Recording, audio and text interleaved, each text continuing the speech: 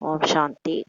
8/6/2024 காலை முரளி. ஓம் சாந்தி. பாப்தாதா மதுபன். சிவத்தந்தையை பிரம்மா உடல்ல அவதரிச்சு நமக்காக ஆசிரியராகி படிப்பிக்க வந்திருக்கிறாரு. நம்மெல்லாம் இறைய மாணவர்கள். பாபா நமக்காக இன்னைக்கு என்ன சொல்றான்னு பார்க்கலாம். இனிமையான குழந்தைகளே, நினைவினால் தான் பாவ கர்மங்கள் விநாசமாகின்றது சொல்லி பாபா சொல்றாரு. நினைவினாலதான் நம்மளுடைய பாவ கர்மங்கள் எல்லாமே விநாசமாகுது. பாபா நினைச்சா தவிர வேற எந்த வழியுமே இல்லைன்னு நிறைய முறையில சொல்லியிருக்காரு. பாபா நினைச்சா நம்ம பாவம்லாம் அழிஞ்சிரும். நான் ஆத்மான்னு உணர்ந்து பரந்தாமத்துல பரம்பிதா பரமாத்மா சிவன் என்னுடைய அப்பா, அவரும் புள்ளியா இருக்கிறாருன்ட்டு அப்படி நினைக்கும் போது தான் அந்த பாவம் அழியும்னு சொல்லி சொல்றாரு. டிரான்ஸ்னா தியானத்தில் சென்று காட்சி பார்ப்பது. சில பேர் அப்படியே கண்ணை மூடி அப்படியே தியானம் பண்ணுவாங்க, சூட்சும லோகத்துக்கு போயிடுவாங்க. அங்க பிரம்மா பாபா எல்லாரையுமே அவங்களுக்கு காட்சியா கிடைக்கும். அந்த மாதிரி காட்சி பார்க்கறது, அதன் மூலமா நமக்கு பாவம் அழியாது அப்படின்னு சொல்லி சொல்றாரு. டிரான்ஸினால கிடையாது. அதனால அந்த மாதிரி காட்சி பார்க்குற ஆசையெல்லாம் வைக்காதீங்கன்னு சொல்லி சொல்றாரு. டிரான்ஸில் செல்வது ஒரு மதிப்பற்ற பைசாவிற்கான விளையாட்டாக இருக்கிறது சொல்லி பாபா சொல்றாரு. டிரான்ஸில் போகிறதெல்லாம் ஒன்று வேஸ்ட்டு, அது மதிப்பற்ற விஷயம் அப்படின்னு சொல்லி சொல்றாரு. மதிப்பற்ற பைசாவுக்கான விளையாட்டு தான் அதுன்னு சொல்லி சொல்றாரு. அதனால உங்க பாவமும் அழிய போறதில்ல, நீங்க தூய்மையாக போறதில்ல, எதுவுமே நடக்காது, வருமானமே கிடையாது. இதே நம்ம பாபா நினைச்சு சும்மா அன்பா அவரை நினைச்சு பரந்தாமத்துல அவர் சர்வ சம்பந்தமும் வச்சு அப்பா அம்மா நாயகன் பிரியதர்ஷன்ட்டு அப்படி நினைக்கும் போது வருமானம் ஏறும். நம்ம ஆத்மால சக்தி நிறைஞ்சுக்கிட்டே இருக்கும் நமக்குள்ளார. ஆனா இதனால டிரான்ஸ்ல போறது, சொர்க்கத்துல காட்சி பார்க்கறது, இந்த மாதிரி எது பார்க்கறதுமே உங்களுக்கு வேஸ்ட்ன்றார் பாபா. ஆகையால் டிரான்ஸில் செல்வதற்கான ஆசையை வைக்க வேண்டாம் சொல்லி பாபா சொல்றாரு. அந்த மாதிரி நிறைய பேருக்கு ஆசை வருது, நமக்கு காட்சி கிடைச்சா நல்லா இருக்குமே, நம்ம டிரான்ஸ்ல போய் பிரம்மா பாபா பார்க்கலாம், மம்மா பார்க்கலாம், அப்படிலாம் ஆசை வருது இல்லையா? அதை போய் என்னென்ன காட்சிலாம் கிடைக்குது பார்க்கணும்னு ஒரு ஆசை வருது. அதெல்லாம் வேண்டாம் குழந்தைகளே, அதனால ஒரு பிரயோஜனம் இல்லைன்னு சொல்லி பாபா சொல்றாரு. கேள்வி: மாயாவினுடைய விதவிதமான ரூபங்கள்லேருந்து தப்பித்து கொள்வதற்காக அனைத்து குழந்தைகளுக்கும் பாபா எந்த ஒரு எச்சரிக்கையை கொடுக்கிறார்? இப்ப மாயா நம்ம பாபா குழந்தையான விதவிதமான ரூபங்கள்ல வரும். நமக்கு அப்படியே தோல் மேல கைய போட்டுட்டு அப்படியே அது மாயானே நமக்கு தெரியாது, அந்த மாதிரி வரும். நம்மளும் ஏமாந்து போயிருப்போம். அந்த மாதிரி விதவிதமா ரூபம்ல வரும். சில டைம்ல ரொம்ப குரோதமா ஒரே சண்டை சச்சரவு, அது மாயாதான்னு நமக்கு வெளிப்படையாவே தெரியும். ஐயோ மாயா வந்துருச்சு, கொஞ்சம் அமைதியா இருந்தோம், ஒரே சண்டை சச்சரவா இருக்கே அப்படின்னு பார்த்தா அது வெளிப்படையான ரூபம். அது மாதிரி விதவிதமா அப்புறம் ஈஸ்வரிய ரூபமே எடுத்து வரும். பாபா குழந்தை மாதிரியே நல்லா பேசி இதுதான் ஸ்ரீமதி, இப்படிதான் ஃபாலோ பண்ணணும்னு சொல்லும். அந்த மாதிரி ஈஸ்வரிய ரூபம் எடுத்து கூட வரும். அதனாலதான் ராவணன் அந்த சன்னியாசி வேஷம் போட்டு சீதையை ஏமாத்தினாருன்ற மாதிரி காமிச்சிருப்பாங்க. அந்த மாதிரி பாத்தீங்கன்னா நமக்கு மாயா விதவித ரூபம் எடுக்குது. அதுல இருந்து தப்பித்து கொள்வதற்காக இப்ப பாபா நமக்கு என்ன எச்சரிக்கை கொடுக்கிறார்? பதில் இனிமையான குழந்தைகளே, தியானத்தில் போவதற்கான ஆசை வைக்காதீர்கள் சொல்லி சொல்றாரு. பாபா என்ன சொல்ல வர்றாருன்னா, இன்னைக்கு அந்த டாபிக்ல சொன்னதே தான். டிரான்ஸ்ல போறது கூட அது ஒரு மாயாவுடைய ரூபந்தான், அதுல மாயாவை கூட வருதுன்னு சொல்லி சொல்றாரு. தியானத்துக்கு போறதுக்கான ஆசையை வைக்காதீங்க. ஞானத்துக்கும் யோகத்திற்கும் டிரான்ஸ்ல நீங்க போறதுக்கும் எந்த தொடர்புமே கிடையாது சொல்லி பாபா சொல்றாரு. நம்ம முரளி கேட்கறது, பாபாவை நினைக்கிறது, இதுக்கும் நம்ம டிரான்ஸ்ல போய் காட்சி பார்க்கறதுக்கும் எந்த தொடர்புமே கிடையாது. படிப்பு தான் முக்கியமானதாக இருக்கிறது. படிப்பு தான் முக்கியம். பாபா என்ன சொல்றாரு அதை கேட்கணும், அதை தாரணை பண்ணணும். வாழ்க்கையில பிரச்சனை வரும்போது, டெஸ்ட் பேப்பர் வரும்போது அதை அப்ளை பண்ணணும். இதுதான் முக்கியம்னு சொல்லி சொல்றாரு. சிலர் டிரான்ஸில் சென்று விட்டு செல்கிறார்கள், எங்களுக்குள் மம்மா வந்து விட்டார், பாபா வந்து விட்டார் என்று. சிலர் அந்த காலத்துல குல்சாத் தாதி போவாங்க, டிரான்ஸ்ல போயிட்டு பாபா கிட்ட பேசுவாங்க. பாபா அவங்க உடல்ல வருவாங்க. அதே மாதிரி பிரம்மா பாபா உடல்லையும் சிவபாபா வந்திருக்கிறாரு. அதெல்லாம் பாபாவை நந்தியா அவங்கதான் செலக்ட் பண்ணியிருக்காரு. அந்த பாக்கிய ரதமே பிரம்மா பாபா தான். அவர் உடம்புல சிவபாபா வருவாரு. அடுத்து தாதி உடல்ல வந்தாரு. அவங்க சின்ன நந்தின்னு சொல்லுவாங்க. சிவன் கோயில்ல 2 நந்தி இருக்கும் இல்லையா? சின்ன நந்தி ஒண்ணு, பெரிய நந்தி, அந்த மாதிரி இருக்கும். ஆனா மற்றவங்க உடல்ல எல்லாம் வர்றது பாத்தீங்கன்னா அது உண்மை கிடையாதுன்றார் பாபா. அது சில டிரான்ஸ்ல போயிட்டு வரேன்னு சொல்றாங்க, எங்களுக்குள்ள மம்மா வந்தாங்க பாபா வந்தாங்கலாம் சொல்றாங்க. இது எல்லாமே சூட்சும மாயாவினுடைய எண்ணமாக இருக்கிறது சொல்லி சொல்றாரு. இது அவங்களே நினைச்சுக்கிறாங்க, இது மாயாவினுடைய எண்ணமா அவங்களுக்கு இருக்குதுன்னு சொல்லி சொல்றாரு. இதுல மாயா உங்களை ஏமாத்துது, இதில் மிகவும் எச்சரிக்கையாக இருக்க வேண்டும் சொல்லி பாபா சொல்றாரு. அதனால குழந்தைகளை ஏமாந்துடாதீங்க. மம்மா வந்திருக்கிறேன் பாபா வந்துக்கிறேன்னு பேசி ஏமாத்திடுவாங்க. அதனால மிகவும் எச்சரிக்கையா இருக்கணும்னு சொல்லி சொல்றாரு. மாயா பெரும்பாலான குழந்தைகளிடம் பிரவேசமாகி தலைக்கீழான காரியத்தை செய்ய வைக்கிறது சொல்றாரு. நிறைய குழந்தைகள் பிகே ஆனதுல இருந்து, பிராமணர் ஆனதுல இருந்தே மாயா வந்து அவங்க மேல பிரவேசமாகி தலைக்கீழான காரியத்தை செய்ய வைக்குது. அவங்களுக்கு தெரியல இது வந்து மாயா. நம்ம இந்த மாதிரி நேத்து கூட சொன்னார்ல, நம்ம குடும்பத்துக்கூடயே நம்ம சண்டை போட்டுக்கிறது, பிராமண குடும்பத்தோடய சண்டை போட்டுக்கிறது, இது வந்து ஒரு மாயான்னு கூட புரிஞ்சிக்க மாட்டாங்க. அதுல வந்து யார் நம்ம இறங்கி போனா நம்ம கௌரவம் என்ன ஆகுறது அப்படின்னு கூட நிறைய பேருக்கு புரியாம அந்த அகங்காரத்துல கடைசியில அந்த டெஸ்ட் பேப்பர்ல நம்ம ஃபெயில் ஆயிரோம்னே புரிஞ்சுக்க மாட்டாங்க அந்த அகங்காரம்.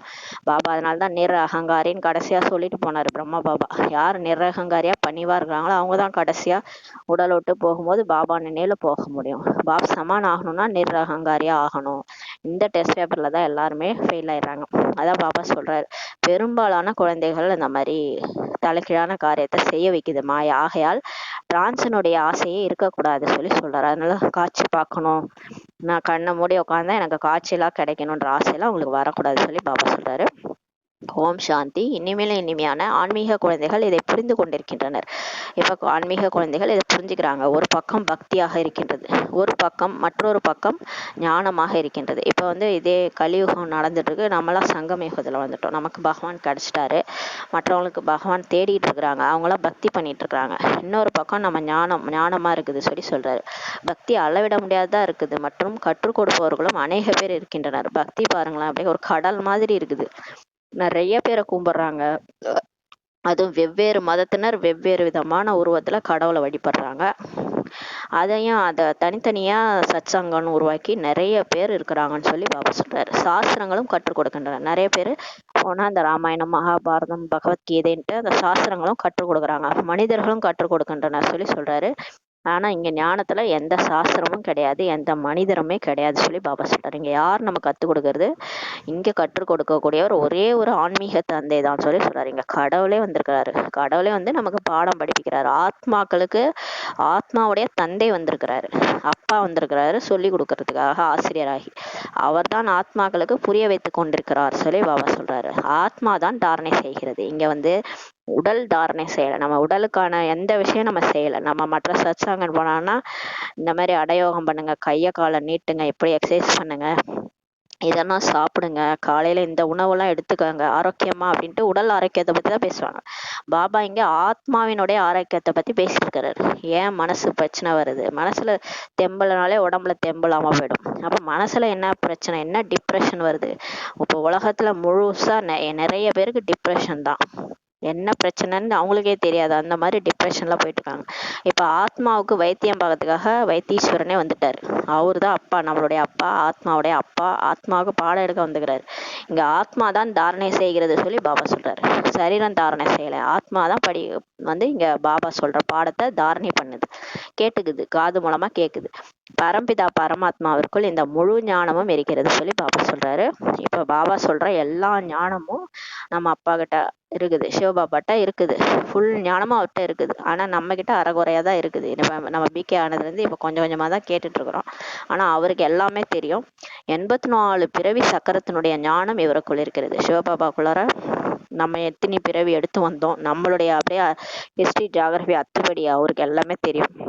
எத்தனை ஆத்மாக்கள் நடிக்கிறாங்க, அதுல யார் யார் எத்தனை பிறவிகள் எடுக்கிறாங்க, ஃபர்ஸ்ட்ல இருந்து யார் நடிக்க வந்தாங்க, இந்த சிருஷ்டி சக்கரத்தோடைய ஃபுல் ஞானமும் அவருக்குள்ள இருக்குது. ஆகையால் அவரை சுயதர்ஷன சக்கரதாரி என்று சொல்ல முடியும் சொல்லி பாபா சொல்றாரு. அதனால அவர் வந்து சுயதர்ஷன சக்கரதாரின்னு சொல்ல முடியும். பிரம்மா பாபாவையும் சொல்லலாம், அவர் 84 பிறவி சக்கரத்தை எடுக்கிறாரு, அதனால அவரையும் சுயதர்ஷன சக்கரதாரின்னு சொல்ல முடியும்னு சொல்லி சொல்றாரு. குழந்தைகளாகிய நம்மை கூட அவர் சுயதர்ஷன சக்கரதாரியாக மாற்றி கொண்டிருக்கிறார். பாருங்க, நம்மளையும் சிவபாபா வந்து சுயதர்ஷன சக்கரதாரியா மாத்திட்டு இருக்கிறாரு. பாபா பிரம்மாவின் உடலில் தான் இருக்கிறார், ஆகையால் அவரை பிராமணன் என்று சொல்ல முடியும் சொல்லி சொல்றாரு. அவரையும் பிராமணன் என்று சொல்ல முடியும். இந்த சிவபாபா பிரம்மா பாபா உடல்ல வந்திருக்கிறாரு, அதனால அவரையும் பிராமணன் என்றே சொல்ல முடியும் சொல்லி சொல்றாரு. நாம் அவருடைய குழந்தைகள். இப்ப சிவபாபாவுடைய குழந்தைகள் நம்ம, அவர் தான் பிராமணராம், அவருடைய குழந்தைகள் நம்மளும் பிராமணர்கள் சொல்லி சொல்றாரு. பிராமணர்ல இருந்து தேவதையாக இப்போது ஆகின்றோம். நம்ம வந்து பாபாட்ட படிச்சு பிராமணன்ல இருந்து தேவதை ஆகிறோம். இப்போது பாபா வந்து நினைவு யாத்திரை கற்றுக் கொடுக்கின்றார். இப்ப சிவபாபா வந்து நமக்கு எப்படி அவரை நினைக்கணும், அப்பா ஒரு காணாம போயிட்டோம், நம்மளாம் ரொம்ப நாள் பிரிஞ்சிட்டோம்ன்ட்டு எழுதியிருக்கிறாங்க சாஸ்திரத்துல. ஆத்மா பரமாத்மா ரொம்ப காலமா பிரிஞ்சிடுச்சுன்ட்டு. அதேதான் உண்மை. நம்ம நடிக்க வந்து 5000 வருஷம் ஆகுது, ரொம்ப காலம் அவரை பிரிஞ்சிட்டோம். இப்ப திரும்ப அவரை எப்படி நினைக்கிறது? ஏன்னா நம்ம வந்து பிரிஞ்சு வந்து எல்லாரையும் நினைச்சு நினைச்சு தேகம் தேகதாரி இந்த உலகத்துல இருக்கிற பொருளையே நினைச்சுக்கிட்டு வாழ்ந்துட்டோம். நம்ம உடல் தான் நான் உண்மைன்னு நினைச்சு வாழ்ந்துட்டோம். ஆனா காயமே இது பொய்யடான்ற மாதிரி ஆயிடுச்சு இல்லையா? இப்ப கடவுள் வராரு, எது எதெல்லாம் புத்தி மாட்டிட்டு இருக்குதோ எல்லாத்துல இருந்து விடுபட வச்சு எப்படி அவரை நினைக்கிறதுன்னு சொல்லி கொடுக்குறாரு. அதுக்காக ட்ரில் எல்லாம் வேற கத்து கொடுக்குறாரு பாவம். அப்பாவை நினைக்கிறதுக்கு நம்ம ட்ரில் எல்லாம் வேற செய்ய வேண்டியதா இருக்கு. எக்ஸசைஸ் பண்ணி தான் ஆத்மாவை எக்ஸசைஸ் பண்ணி அப்பாவை நினைக்குது. நினைவு யாத்திரை இப்ப கற்றுக் கொடுக்குறாரு. இதில் ஹடயோகத்திற்கான விஷயம் எதுவுமே இல்லை சொல்லி பாபா சொல்றாரு. இதுல நீங்க கையை காலை உதச்சிக்கிட்டு கையை இப்படி உட்காரணும் அப்படி உட்காரணுன்ற விஷயம்லாம் எதுவும் இல்லை. அப்பாவை நினைக்கிறதுக்கு நம்ம ஏன் வந்து அந்த ஆசனம் போடணும், இந்த ஆசனம் போட்டுதான் உட்காந்து அப்பாவை நினைக்கணுமா? அப்பாவை ஒரு குழந்தை எப்படி நினைக்கும்? சாதாரணமா அன்பா நினைக்கும் இல்லையா? அந்த மாதிரி பாபா இப்ப நம்மள நினைக்க வைக்கிறாரு. இதுல போய் நம்ம கையை காலெல்லாம் ஒத்த காலில் நின்றுட்டுலாம் நம்ம நினைக்க தேவையில்ல சொல்லி சொல்றாரு. உலகத்தில் இருப்பவர்கள் அடயோகத்தினால் தியானத்தில் எல்லாம் செல்கின்றனர். ஆனா உலகத்துல இருக்க சாமியார்கள் அந்த மற்றவங்க எல்லாம் அடயோகம் பண்றாங்க, அதன் மூலம் உடல் ஆரோக்கியமா வச்சிருக்காங்க, தியானத்துல செல்றாங்க. அவங்க என்ன பண்ணுவாங்க, அந்த உடலை விட்டு அப்படியே அந்த ஃபரிஸ்தா மாதிரி பறந்து போய் உடல்ல எங்கெங்கயோ உலகத்தெல்லாம் சுத்திட்டு வருவாங்க. அதனால ஒரு பயனும் கிடையாது. இது ஒன்றும் பெரிய விஷயமே கிடையாது சொல்லி சொல்றாரு. அந்த மாதிரிலாம் போக முடியும், கூடு விட்டு கூடு பாயறது. சன்னியாசிகளே அதெல்லாம் அந்த காலத்துல பண்ணாங்க. ஒரு கூடை விட்டு இன்னொரு உடம்புல போய் புழுந்துருவாங்க. அப்புறம் அந்த சூட்சும உடல்ல அப்படியே சுத்தி வருவாங்க. இங்கேயும் பார்த்தோம் அங்கேயும் பார்த்தோம்னு சொல்லுவாங்க. இவரு சாமியார் இங்க இருந்தாரு பார்த்தா அங்கேயும் இருந்தாருன்னு சொல்லுவாங்க. அதெல்லாம் அவங்க பண்ற சித்து வேலைதான். அது யாரோனாலும் பண்ணலாம், அது ஒன்றும் பிரச்சனை இல்லைன்றாரு பாபா. டிரான்ஸை மிகைப்படுத்த வேண்டியதில்லை சொல்லி பாபா சொல்றாரு. நீங்க டிரான்ஸ்ல போறது ஒரு பெரிய விஷயம் கிடையாது. நாங்கள் டிரான்ஸில் செல்கின்றோம் என்று நீங்கள் ஒருபோதும் யாருக்குமே சொல்லக்கூடாது சொல்லி சொல்றாரு. இப்ப நம்ம வந்த பிறகு, இங்க பாபாட்ட வந்த பிறகு நமக்கு சூட்சும உடல்ல எப்படி பறந்து போனோம் எல்லாம் பாபா சொல்லி கொடுத்துட்டாரு. இப்ப நம்ம உடல் மனசு புத்தியால உட்காந்து அப்படியே ஃபரிஸ்தா உடல்ல பறந்து நான் வந்து சூட்சும உலகத்துக்கு போறேன்னொடனே நமக்கு காட்சி கிடைக்குது. அப்படியே அந்த இடத்துல ஒரு வெண்பஞ்சு நிறமான உலகம், அங்க வந்து பிரம்மா பாபா இருக்கிறாரு, எல்லாமே நமக்கு கண்ணு முன்னாடி தெரியுது. அந்த மனசு கண்ணால நம்ம பாக்குறோம், அது காட்சியா கிடைக்குது. ஆனா பாபா சொல்றாரு, அதுல போறதுனால உங்க பாவமே அழியாதுன்னு சொல்லி பாபா சொல்றாரு. அதை போய் நீங்க மிகப்படுத்திட்டு இருக்க வேண்டிய அவசியம் இல்லை. நான் அதை பார்த்தேன், காட்சியா பார்த்தேன், எனக்கு முன்னாடி பாபா வந்தாரு, அம்மா வந்தாங்க, அதெல்லாம் நம்ம மிகைப்படுத்தி சொல்ல வேண்டியது இல்லைன்றாரு. நாங்கள் டிரான்ஸ்ல போகிறோன்ட்டு கூட நீங்க யாரும் ஒரு பொதுக்கும் சொல்லக்கூடாது. அவங்கள பாபாவை நினைக்க வைக்கணும், மற்றபடி நம்ம புகழ அங்க பாடிட்டு இருக்க கூடாது சொல்லி சொல்றாரு. ஏனென்றால் இன்றைய காலத்தில் வெளிநாடுகள் அங்கு இங்கு என்று நிறைய பேர் டிரான்ஸில் செல்கின்றனர். ஆனா அவங்களுக்கு எந்த நன்மையுமே கிடையாது, அவர்களுக்கும் எந்த நன்மையுமே கிடையாது. நீங்க டிரான்ஸ்ல போயிட்டு பாபா பார்த்தா மம்மா பார்த்தான்னு சொல்றது, அதனால உங்களுக்கும் நன்மை கிடையாது, உங்களுக்கு வர ஸ்டூடெண்ட்ஸ்க்கும் நன்மையே கிடையாதுன்றாரு. பாபா அறிவை கொடுக்கிறாரு. இப்ப பாபா நமக்கு ஞானத்தை கொடுக்கறாரு. டிரான்ஸ் என்பது நினைவு யாத்திரையுமே கிடையாது. நான் வந்து காட்சி பார்த்தேன், சூட்சும உலகத்துக்கு போனேன், இதெல்லாம் உங்களுக்கு நினைவு யாத்திரையே கிடையாது. நீங்க பாபா பார்த்தேன்னு சொல்றது, அதனால வந்து உங்களுக்கு பாவம் அழியாது. நம்ம ஆத்மான்னு உணர்ந்து பரந்தாமத்துல பரம்பிதா பரமாத்மாவை நினைச்சு யோகம் பண்றது மூலமா தான், நினைக்கிறது மூலமா தான் நம்ம பாவம் அழியும். இதனால பாவம் அழியாது. ஞானமுமே இது கிடையாது சொல்லி சொல்றாரு. தியானத்தில், அதாவது டிரான்ஸில் செல்லக்கூடியவர்கள் ஒருபோதும் எந்த ஞானமுமே கேட்க மாட்டாங்கன்னு சொல்லி சொல்றாரு. இந்த மாதிரி யாரெல்லாம் டிரான்ஸ்ல போறாங்களோ அவங்க ஒருபோதும் ஞானமே முரளியே கேட்க மாட்டாங்க. அடிக்கடி டிரான்ஸ்ல போயிடுவாங்க. அப்படியே பாபா அந்த காலத்திலே பிரம்மா பாபா பார்த்துட்டு இருக்கும் போதே முரளி கிளாஸே முடிஞ்சிருவான். இவங்க அப்படியே எங்கேயோ மேல போயிடுவாங்களாம். போயிட்டு அப்படியே சூட்சும லோகத்துல அப்படியே மதிமயங்கி போயிடுவாங்க பாபா பார்த்து, அந்த மாதிரி ஆயிடுவாங்கன்னு சொல்றாங்க. அந்த காலத்துல அந்த மாதிரி இருந்தது. இப்ப எப்படி இருக்குன்னு தெரியல. அதான் பாபா சொல்றாரு. அதன் மூலமா உங்களுக்கு எந்த பிரயோஜனம் கிடையாது, பாவமே அழியாது சொல்லி பாபா சொல்றாரு. ஞானமும் கேட்க மாட்டாங்க, அவங்களோட பாவமும் அழியாது. அதனால டிரான்ஸிற்கு மகத்துவம் எதுவுமே கிடையாது சொல்லி சொல்றாரு. இந்த மாதிரி காட்சி பார்க்கறதுனால மகத்துவம் எதுவும் கிடையாதுன்றாரு. குழந்தைகள் யோகத்தில் ஈடுபடுகின்றனர், அதை டிரான்ஸ் என்றே சொல்ல முடியாது சொல்லி பாபா சொல்றாரு. இப்ப குழந்தைங்கள் வந்து பாபாவை நினைக்கிறாங்களே, அன்பா நினைக்கிறாங்க, உட்காந்து மெடிடேஷன் பண்றாங்க, சக்தி கொடுக்குறாங்க எல்லாரையும் பாபாட்ட எமர்ஜ் பண்ணி சக்தி கொடுக்குறாங்க, பூமி பந்துல சக்தி பரப்புறாங்க. இதெல்லாம் யோகான்னு சொல்லலாம். நம்ம அதை வந்து டிரான்ஸ்ன்னு சொல்ல முடியாது சொல்லி பாபா சொல்றாரு. டிரான்ஸ்னா அப்படியே சுத்தி பார்த்துட்டு காட்சி பார்த்துட்டு வர்றது, அதனால ஒரு பிரயோஜனம் இல்லைன்னு சொல்லி சொல்றாரு. நினைவினால் தான் பாவ கர்மங்களே விநாசமாகும். பாபா நினைச்சாதான் நமக்கு பாவ கர்மங்கள்லாம் விநாசம் ஆகும்னு சொல்லி பாபா சொல்றாரு. டிரான்ஸினால் பாவ கர்மங்களே ஒருபோதும் அழியாது. பாபா எச்சரிக்கை செய்கிறார். குழந்தைகளே, டிரான்ஸில் செல்வதற்கான ஆர்வம் வைக்காதீர்கள் சொல்லி பாபா சொல்றாரு. டிரான்ஸ்ல போகணும்னு ஆசைப்படாதீங்கன்னு சொல்லி பாபா சொல்றாரு. இந்த சன்னியாசிகளுக்கெல்லாம் ஞானம் எப்போது கிடைக்கிறதோ, பாபா சொல்றாங்க, இந்த சன்னியாசிகளுக்கெல்லாம் ஞானம் எப்போது கிடைக்கிறதோ அப்போது விநாசத்தினுடைய சமயம் ஏற்படுகிறது என்று நீங்கள் தெரிந்து இருக்கிறீர்கள். இப்ப நமக்கு ஞானம் தெரியும் எப்ப விநாசம் வரும்னா, சன்னியாசிகள்லாம் எப்ப இந்த ஞானத்தை ஒத்துக்கிறாங்களோ அப்பதான் வந்து விநாசம் நடக்கும்ன்றது நமக்கு தெரியும். பாபா நிறைய முரளியில சொல்லிட்டாரு. சன்னியாசிகளுடைய கண்ணு எப்ப திறக்குதோ, 3வது கண், அவங்களுக்கு எப்ப ஆத்மான்ற உணர்வு வந்து பாபாவை நினைக்கிறாங்களோ அப்ப உலகம் அழிஞ்சிரும். அது நமக்கு ஏற்கனவே ஞானம் பாபா நிறைய சொல்லியிருக்காரு, நமக்கு தெரியும்னு சொல்லி சொல்றாரு. நீங்கள் அவர்களுக்கு அந்த மாதிரி அழைப்பு கொடுத்து கொண்டிருக்கின்றீர்கள் சொல்லி சொல்றாரு. இப்ப நம்ம அந்த மாதிரி போயிட்டு அவங்களுக்கு எல்லாம் சொல்லிட்டு இருக்கிறோம். ஆனா இந்த ஞானம் அவர்களுடைய புத்தியில சீக்கிரத்துல வராதுன்னு சொல்லி சொல்றாரு. என்னதான் நம்ம போய் எல்லா சன்னியாசிகளுக்கும் இப்பயே சொன்னாலும் அவ்வளவு சீக்கிரம் அவங்க புத்தியில வராதுன்னு சொல்லி சொல்றாரு. இப்பயே சிவானி சிஸ்டர் வந்து நிறைய சிஸ்டர் எல்லாம் போயிட்டு சன்னியாசிகளுக்கு எல்லாம் சொல்றாங்க, ஒரு ஒரு இடமா போயிட்டு சொல்றாங்க. இருந்தாலும் அவங்க புத்தியில அவ்வளவு சீக்கிரம் வராதுன்னு சொல்லி பாபா சொல்றாரு. எப்போது விநாசத்தை எதிரில் பார்க்கின்றார்களோ அப்போதுதான் வருவார்கள் சொல்லி சொல்றாரு. ஆனா இப்ப போய் நம்ம விதை போடுறது ரைட்டு தான், விதை போட்டா கடைசியா அவங்களுக்கே புத்தியில முளைக்க ஆரம்பிச்சிடும். அப்ப ஆனா விநாசம் எதிரில் வரும்போது தான் அவங்க புரிஞ்சுக்குவாங்க, அப்போதான் நம்ம கிட்ட வருவாங்க. உண்மையிலே கடவுள் இங்கதான் வந்து இவங்க மூலமா தான் எல்லாம் பண்ணிட்டு இருக்கிறாருன்ட்டு புரிஞ்சுக்குவாங்கன்னு சொல்லி சொல்றாரு. எப்போது மரணம் வந்து விட்டது என்பதை எப்போது அருகாமையில் பார்க்கின்றார்களோ அப்போது ஏற்றுக்கொள்வார்கள் சொல்லி பாபா சொல்றாரு. சன்னியாசிகள் மரணம் வந்துருச்சு அப்படின்ட்டு எப்ப அருகாமையில பாக்குறாங்களோ, விநாசம் நடக்கிறத ரொம்ப கிட்டக பாக்குறாங்களோ அப்ப ஏத்துக்குவாங்கன்னு சொல்லி சொல்றாரு. ஆனா இப்பவே நிறைய வந்து நடக்குது. அப்பப்ப அணுகுண்டு போடுறாங்க, பிரச்சனை வருது. இப்பயே கொஞ்சம் பேர் விழிப்படைஞ்சிருப்பாங்க. அதனால அந்த முழு உலகமும் கடைசியா விநாசம் ஆகும்போது தான் எல்லாருடைய கண்ணும் திறக்கும்னு சொல்லி சொல்றாரு. அவர்களுடைய பாகம் கடைசியில் தானே இருக்கிறது. சன்னியாசிகளுடைய பாகமே கடைசியில தான் இருக்குது. அவங்களும் கடைசியா ஒத்துக்கிட்டு அவங்க சீடர்கள் எல்லாருக்கும் சொல்லி புரிய வச்சிருவாங்க. அவங்களுடைய பாகமே கடைசிதான் சொல்லி சொல்றாரு. இப்போ நம்மளுடைய பாகம் நடந்துட்டு இருக்குது. நம்ம பாபா வந்து பிரம்மா மூலமா ஸ்தாபனை பண்ணிட்டு இருக்கிறாரு. இங்க லட்சுமி நாராயணன் 108 பேரை உருவாக்கிட்டு இருக்கிறாரு. அவங்களோட ராஜ்யம், அவங்களுடைய பிரஜைகள் எல்லாரையும் உருவாக்கிட்டு இருக்கிறாரு. இப்போ அந்த நேரம் நடந்துட்டு இருக்குது. கடைசியா அவங்க சன்னியாசிகளோட பாட்டு நடைபெறும் சொல்லி சொல்றாரு. இப்போது விநாசம் வந்து விட்டது, மரணம் வந்து விட்டது என்று நீங்கள் கூறுகின்றீர்கள். ஆனா நம்ம இப்ப போய் சொல்றோம் எல்லார்ட்டையும், விநாசம் வரப்போகுது, உலகம் அழிய போகுது, எல்லாருக்கும் மரணம் தலைமீது இருக்குன்னு நம்ம சொல்றோம். இவர்கள் பொய் சொல்கின்றனர் என்று அவர்கள் புரிந்து கொள்கின்றனர். நம்ம என்னதான் சன்னியாசிகள்கிட்ட சொன்னாலும் அவங்க வந்து இவங்க பொய் சொல்றாங்கன்ட்டு புரிஞ்சுக்கிறாங்கன்னு சொல்லி சொல்றாரு. உங்களுடைய மரம் மெதுவாக பெரியதாகிறது. ஆனா நமக்கு வந்து பிகே சிங்க வந்து நாத்து நட்டுட்டு இருக்கிறாரு பாபா. அந்த நாத்து கொஞ்சம் கொஞ்சமா தான் முளைக்குது. நம்ம மரமே மெதுவாதான் பெரியதாகுதுன்னு சொல்லி சொல்றாரு. மரத்தை உழுக்குனா கூட நிறைய உழுந்து போகுது, இலைகள்லாம் உழுந்து போகுது. ஏன்னா நிச்சய புத்தி இல்லாதனால நிறைய பேர் போயிடுறாங்க. பிகேவா ஆகுறாங்க, ஒரு வாரம் இருப்பாங்க, அப்புறம் பாத்தீங்கன்னா ஆளே காணாம போயிடுவாங்க. அந்த மாதிரி நிறைய பேர் போயிடுவாங்க. எல்லாருமே இதுல கடைசி வரைக்கும் நிலைச்சிருக்கிறதும் கஷ்டம் தான். ஏன்னா அது ரொம்ப பாபாவுடைய ஸ்ரீமத் படி நடக்கிறதுலாம் நிறைய பேர் கஷ்டமா இருக்கும். அதனால இந்த மரம் வந்து மெதுவா தான் பெரியதாகுது சொல்லி சொல்றாரு. பாபாவை மட்டும் நினைவு செய்யுங்கள் என்று சன்னியாசிகளுக்கும் சொல்ல வேண்டும். நம்ம சன்னியாசிகளுக்கும் போய் சொல்லி புரிய வைக்கணும். அவங்களாம் என்னதான் சொன்னாலும் சரி, நம்ம வந்து கடவுள் வந்துட்டாரு, எங்களுக்கு வீட்டுல இருந்தே எங்களுக்கு பாபா வந்து பாடம் சொல்லி கொடுக்குறாரு, டெய்லி எங்க கூட பேசுறாரு, இதெல்லாம் சொல்லி புரிய வச்சு அவங்களையும் சொல்லணும். இந்த மாதிரி பாபாவை மட்டும் நினைவு செய்யுங்கன்னு சொல்லணும்னு சொல்லி சொல்றாரு. இதே பாபா புரிய வைக்கிறார், உங்களுடைய கண்களை மூடக்கூடாது. பாபா வந்து நம்ம சொல்றாரு, நம்ம கண்ணை வந்து மூடி தியானம் பண்ணக்கூடாது. அத பாபா சொல்றாரு, கண்ணை திறந்துதான் நீங்க தியானம் பண்ணணும்.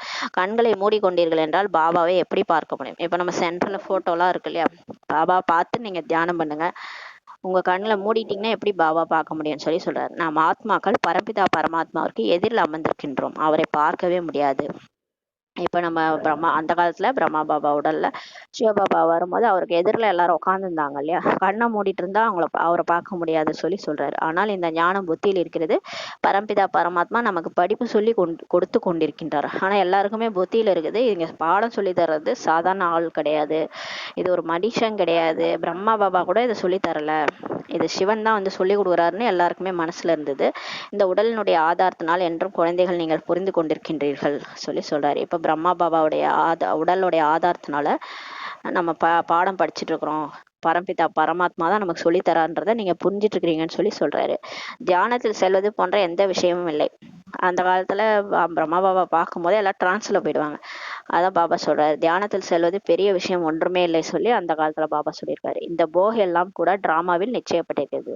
ஆனா போக வைக்கும் போது எல்லாமே டிரான்ஸ்ல போயிடுவாங்க. போய் பாபா சுச்சும் லோகத்துல காட்சி பார்ப்பாங்க. அங்க பாபாவுக்கு போக உணவை கொடுப்பாங்க. பாபா அதை ஸ்வீகாரம் பண்ணிட்டு அதை அவர் அபோக்தா தான், சிவபாபா அதை எதுவும் பண்ண மாட்டார். அவர் சக்தி கொடுப்பாரு, போக்கு சக்தி கொடுப்பாரு. நம்ம அந்த சக்தி வாய்ந்த அந்த உணவை சாப்பிடும்போது நமக்கு உடம்புக்கு சக்தி வரும், ஆத்மாவுக்கும் சக்தி வரும். அதனால தாதிகள் அந்த காலத்துல போகம் எடுத்துக்கிட்டு சூட்சும லோகம் போவாங்க. இந்த போக வைக்கிற பழக்கம்லாம் கூட டிராமாவில நிச்சயிக்கப்பட்டிருக்குது சொல்லி சொல்றாரு. வேலைக்காரராகி போக எல்லாம் எடுத்துக்கொண்டு வருவீர்கள். ஆனா இப்பயும் சென்ட்ரல் எல்லாரும் போக வச்சுதான் சாப்பிட்றாங்க. வீட்டுல இருக்கிற மாதாஸ் கூட பாபாட்ட போக வச்சு சாப்பிட்றாங்க. அப்பதானே வீட்டுல இருக்கிறவங்க எல்லாம் மாத்த முடியும். அதனால வேலைக்காரராகி போக எல்லாமே எடுத்துக்கொண்டு வருவீர்கள் சொல்லி பாபா சொல்றாரு. எப்படி வேலைக்காரர்கள் பெரிய மனிதர்களுக்கு உணவளிக்கின்றனர், நீங்கள் கூட வேலைக்காரர்களாக இருக்கின்றீர்கள், தேவதைகளுக்கு போக எடுத்துக்கொண்டு சென்று கொண்டிருக்கின்றீர்கள் சொல்லி சொல்றாரு. இப்ப கூட நம்ம சென்டர்ல போக வச்சோம்னா நம்ம சூட்சும லோகத்துக்கு போனா அங்க ஃபரிஸ்தாக்கள் வருவாங்க, அவங்கதான் எதிர்கால தேவதைகள். அவங்களுக்கு நம்ம போக எடுத்துட்டு போறோம்னு சொல்லி சொல்றாரு. வேலைக்காரராகி போறோம்னு சொல்லி சொல்றாரு. அவர்கள் ஃபரிஸ்தாக்களாக இருக்கின்றனர். அவங்க எல்லாருமே இப்ப தேவதைகளா ஆகல, ஃபரிஸ்தாக்களா இருக்கிறாங்கன்னு சொல்லி சொல்றாரு. அங்கே மம்மா பாபாவை பார்க்கின்றனர். நிறைய பேர் போக எடுத்துட்டு போகும்போது மம்மா பாபாவெல்லாம் பாக்குறாங்க. அந்த சம்பூர்ண மூர்த்தி கூட லட்சியம் குறிக்கோளாக இருக்கின்றது. இந்த லட்சுமி நாராயணனுடைய சித்திரம் இருக்கு இல்லையா, அது சம்பூர்ண மூர்த்தி, மம்மா பாபாவுடைய சம்பூர்ண ஸ்வரூபம். அது கூட நம்மளுடைய லட்சியம் குறிக்கோள்னு சொல்லி பாபா சொல்றாரு. அவர்களை அந்த மாதிரி ஃபரிஸ்தாவாக யார் உருவாக்கியது? மம்மா பாபாலாம் ஃபரிஸ்தா ஆயிட்டாங்களே, அந்த மாதிரி யார் அவங்கள ஆக்கண்டு? நம்ம கூட அந்த மாதிரி தான் ஆக போறோம். ஆனா அந்த மாதிரி யார் அவங்களெல்லாம் ஆக்குறது? மற்றபடி டிரான்ஸில் செல்வது பெரிய விஷயமே கிடையாது சொல்லி பாபா சொல்றாரு. அந்த ஃபரிஸ்தாவா ஆக்குறது நம்மளை வந்து சிவபாபா தான் நம்மளை ஃபரிஸ்தாவா ஆக்குறாரு. மற்றபடி நம்ம டிரான்ஸ்ல போறது ஒரு பெரிய விஷயமே கிடையாது சொல்லி சொல்றாரு. இங்க சிவபாபா எப்படி படிப்பு சொல்லி கொடுக்குறாரோ அப்படி அங்கே கூட சிவபாபா இவர் மூலமாக சிலவற்றை புரிய வைப்பார் சொல்லி சொல்றாரு. இங்க வந்து சிவபாபா வந்து நமக்கு இங்க வராரு பிரம்மா பாபா உடல்ல வந்து கீழே சாக்காரத்துல எப்படி படிப்பு சொல்லி தராரோ அதே மாதிரி டிரான்ஸ்ல போகும்போது கூட சிவபாபா வந்து பிரம்மா பாபா மூலமா சில விஷயங்களை புரிய வைப்பாரு. சூட்சும என்ன நடக்குது இதை மட்டும் தெரிந்து கொள்ள முடிகிறது. ஆனா தாதி டிரான்ஸ்ல போகும்போது சூட்சுமத்துல என்ன நடக்குது, அங்க என்னென்ன விஷயம்லாம் நடந்துட்டு, அங்கேயும் ஏதோ விஷயம்லாம் நடந்துட்டு இருக்கு. பாபா எதையோ காரியங்களை செய்ய வைக்கிறாரு. சூட்சுமமா எல்லாம் செய்யறாங்க, தூண்டுதல் மூலமா செய்யறாங்க. அது போனவங்க எல்லாருமே செய்வாங்க. ஒவ்வொரு காரியங்கள்லாம் நிறைய நடக்குது, அதை மட்டும் தெரிஞ்சு கொள்ள முடிகிறது சொல்லி சொல்றாரு பாபா. மற்றபடி டிரான்ஸ் முதலானவற்றிற்கு எந்த விதமான மகத்துவமே கொடுக்க வேண்டாம் சொல்லி சொல்றாரு. ஆனா அது ஏதோ பார்ட் நடக்குது, ஏதோ வேலை வந்து பாபா வந்து சூட்சுமமா பண்ணிட்டு இருக்கிறாரு. இங்க எப்படி சாகாரத்துல ஞானம் கொடுக்குறாங்க, இது எல்லாமே வெளிப்படையா நடக்குது, அங்க வந்து சூட்சுமமா நடக்குதுன்னு சொல்லி சொல்றாரு. ஆனாலும் இந்த மாதிரி டிரான்ஸ்ல போறதுக்கு எந்த விதமான மகத்துவமே கொடுக்காதீங்க. அப்புறம் எல்லாரும் டிரான்ஸ்ல போக ஆரம்பிச்சிருவாங்க. போய் காட்சி பார்க்கணும்ட்டு போயிட்டா அப்புறம் என்ன ஆகும்? அவங்க வந்து பாபாவையும் நினைக்க மாட்டாங்க, இதே மாதிரி ஏதாவது காட்சியை பார்த்துட்டு இருப்பாங்க, பாவமும் அழியாது, முரளியும் கேட்க மாட்டாங்க. அதனால அந்த இதை வந்து நீங்க முக்கியத்துவம் கொடுக்காதீங்கன்னு சொல்லி சொல்றாரு. யாருக்காவது டிரான்ஸ் காட்டுவது இது கூட குழந்தைத்தனமாக இருக்கிறது சொல்லி சொல்றாரு. உடனே யாராவது நமக்கு முன்னாடி வர்றவங்கள அப்படியே டிரான்ஸ்ல கூட்டு வாங்க, அப்படியே நான் சொல்றேன்ட்டு கமெண்ட்ரி சொல்லி அவங்கள சூட்சும கூட்டு போறது, இதெல்லாம் வந்து குழந்தைத்தனமாக இருக்கிறது சொல்லி சொல்றாரு. பாபா அனைவருக்கும் எச்சரிக்கை செய்கின்றாரு. இப்ப வந்து இங்க யார் செய்யறாங்கன்னு தெரியல, அதனால பாபா எல்லாருக்கும் எச்சரிக்கை பண்றாரு. டிரான்ஸ்ல செல்லவே கூடாது, ஒருபோதும் டிரான்ஸ்ல போகக்கூடாது. இதுல கூட பல முறை மாயா பிரவேசம் ஆகி விடுகின்றது சொல்லி சொல்றாரு. இந்த மாதிரி டிரான்ஸ்ல யார் போறாங்களோ அவங்களுக்குள்ளார மாயா வந்துருது, ஏமாத்துது அவங்கள போட்டு.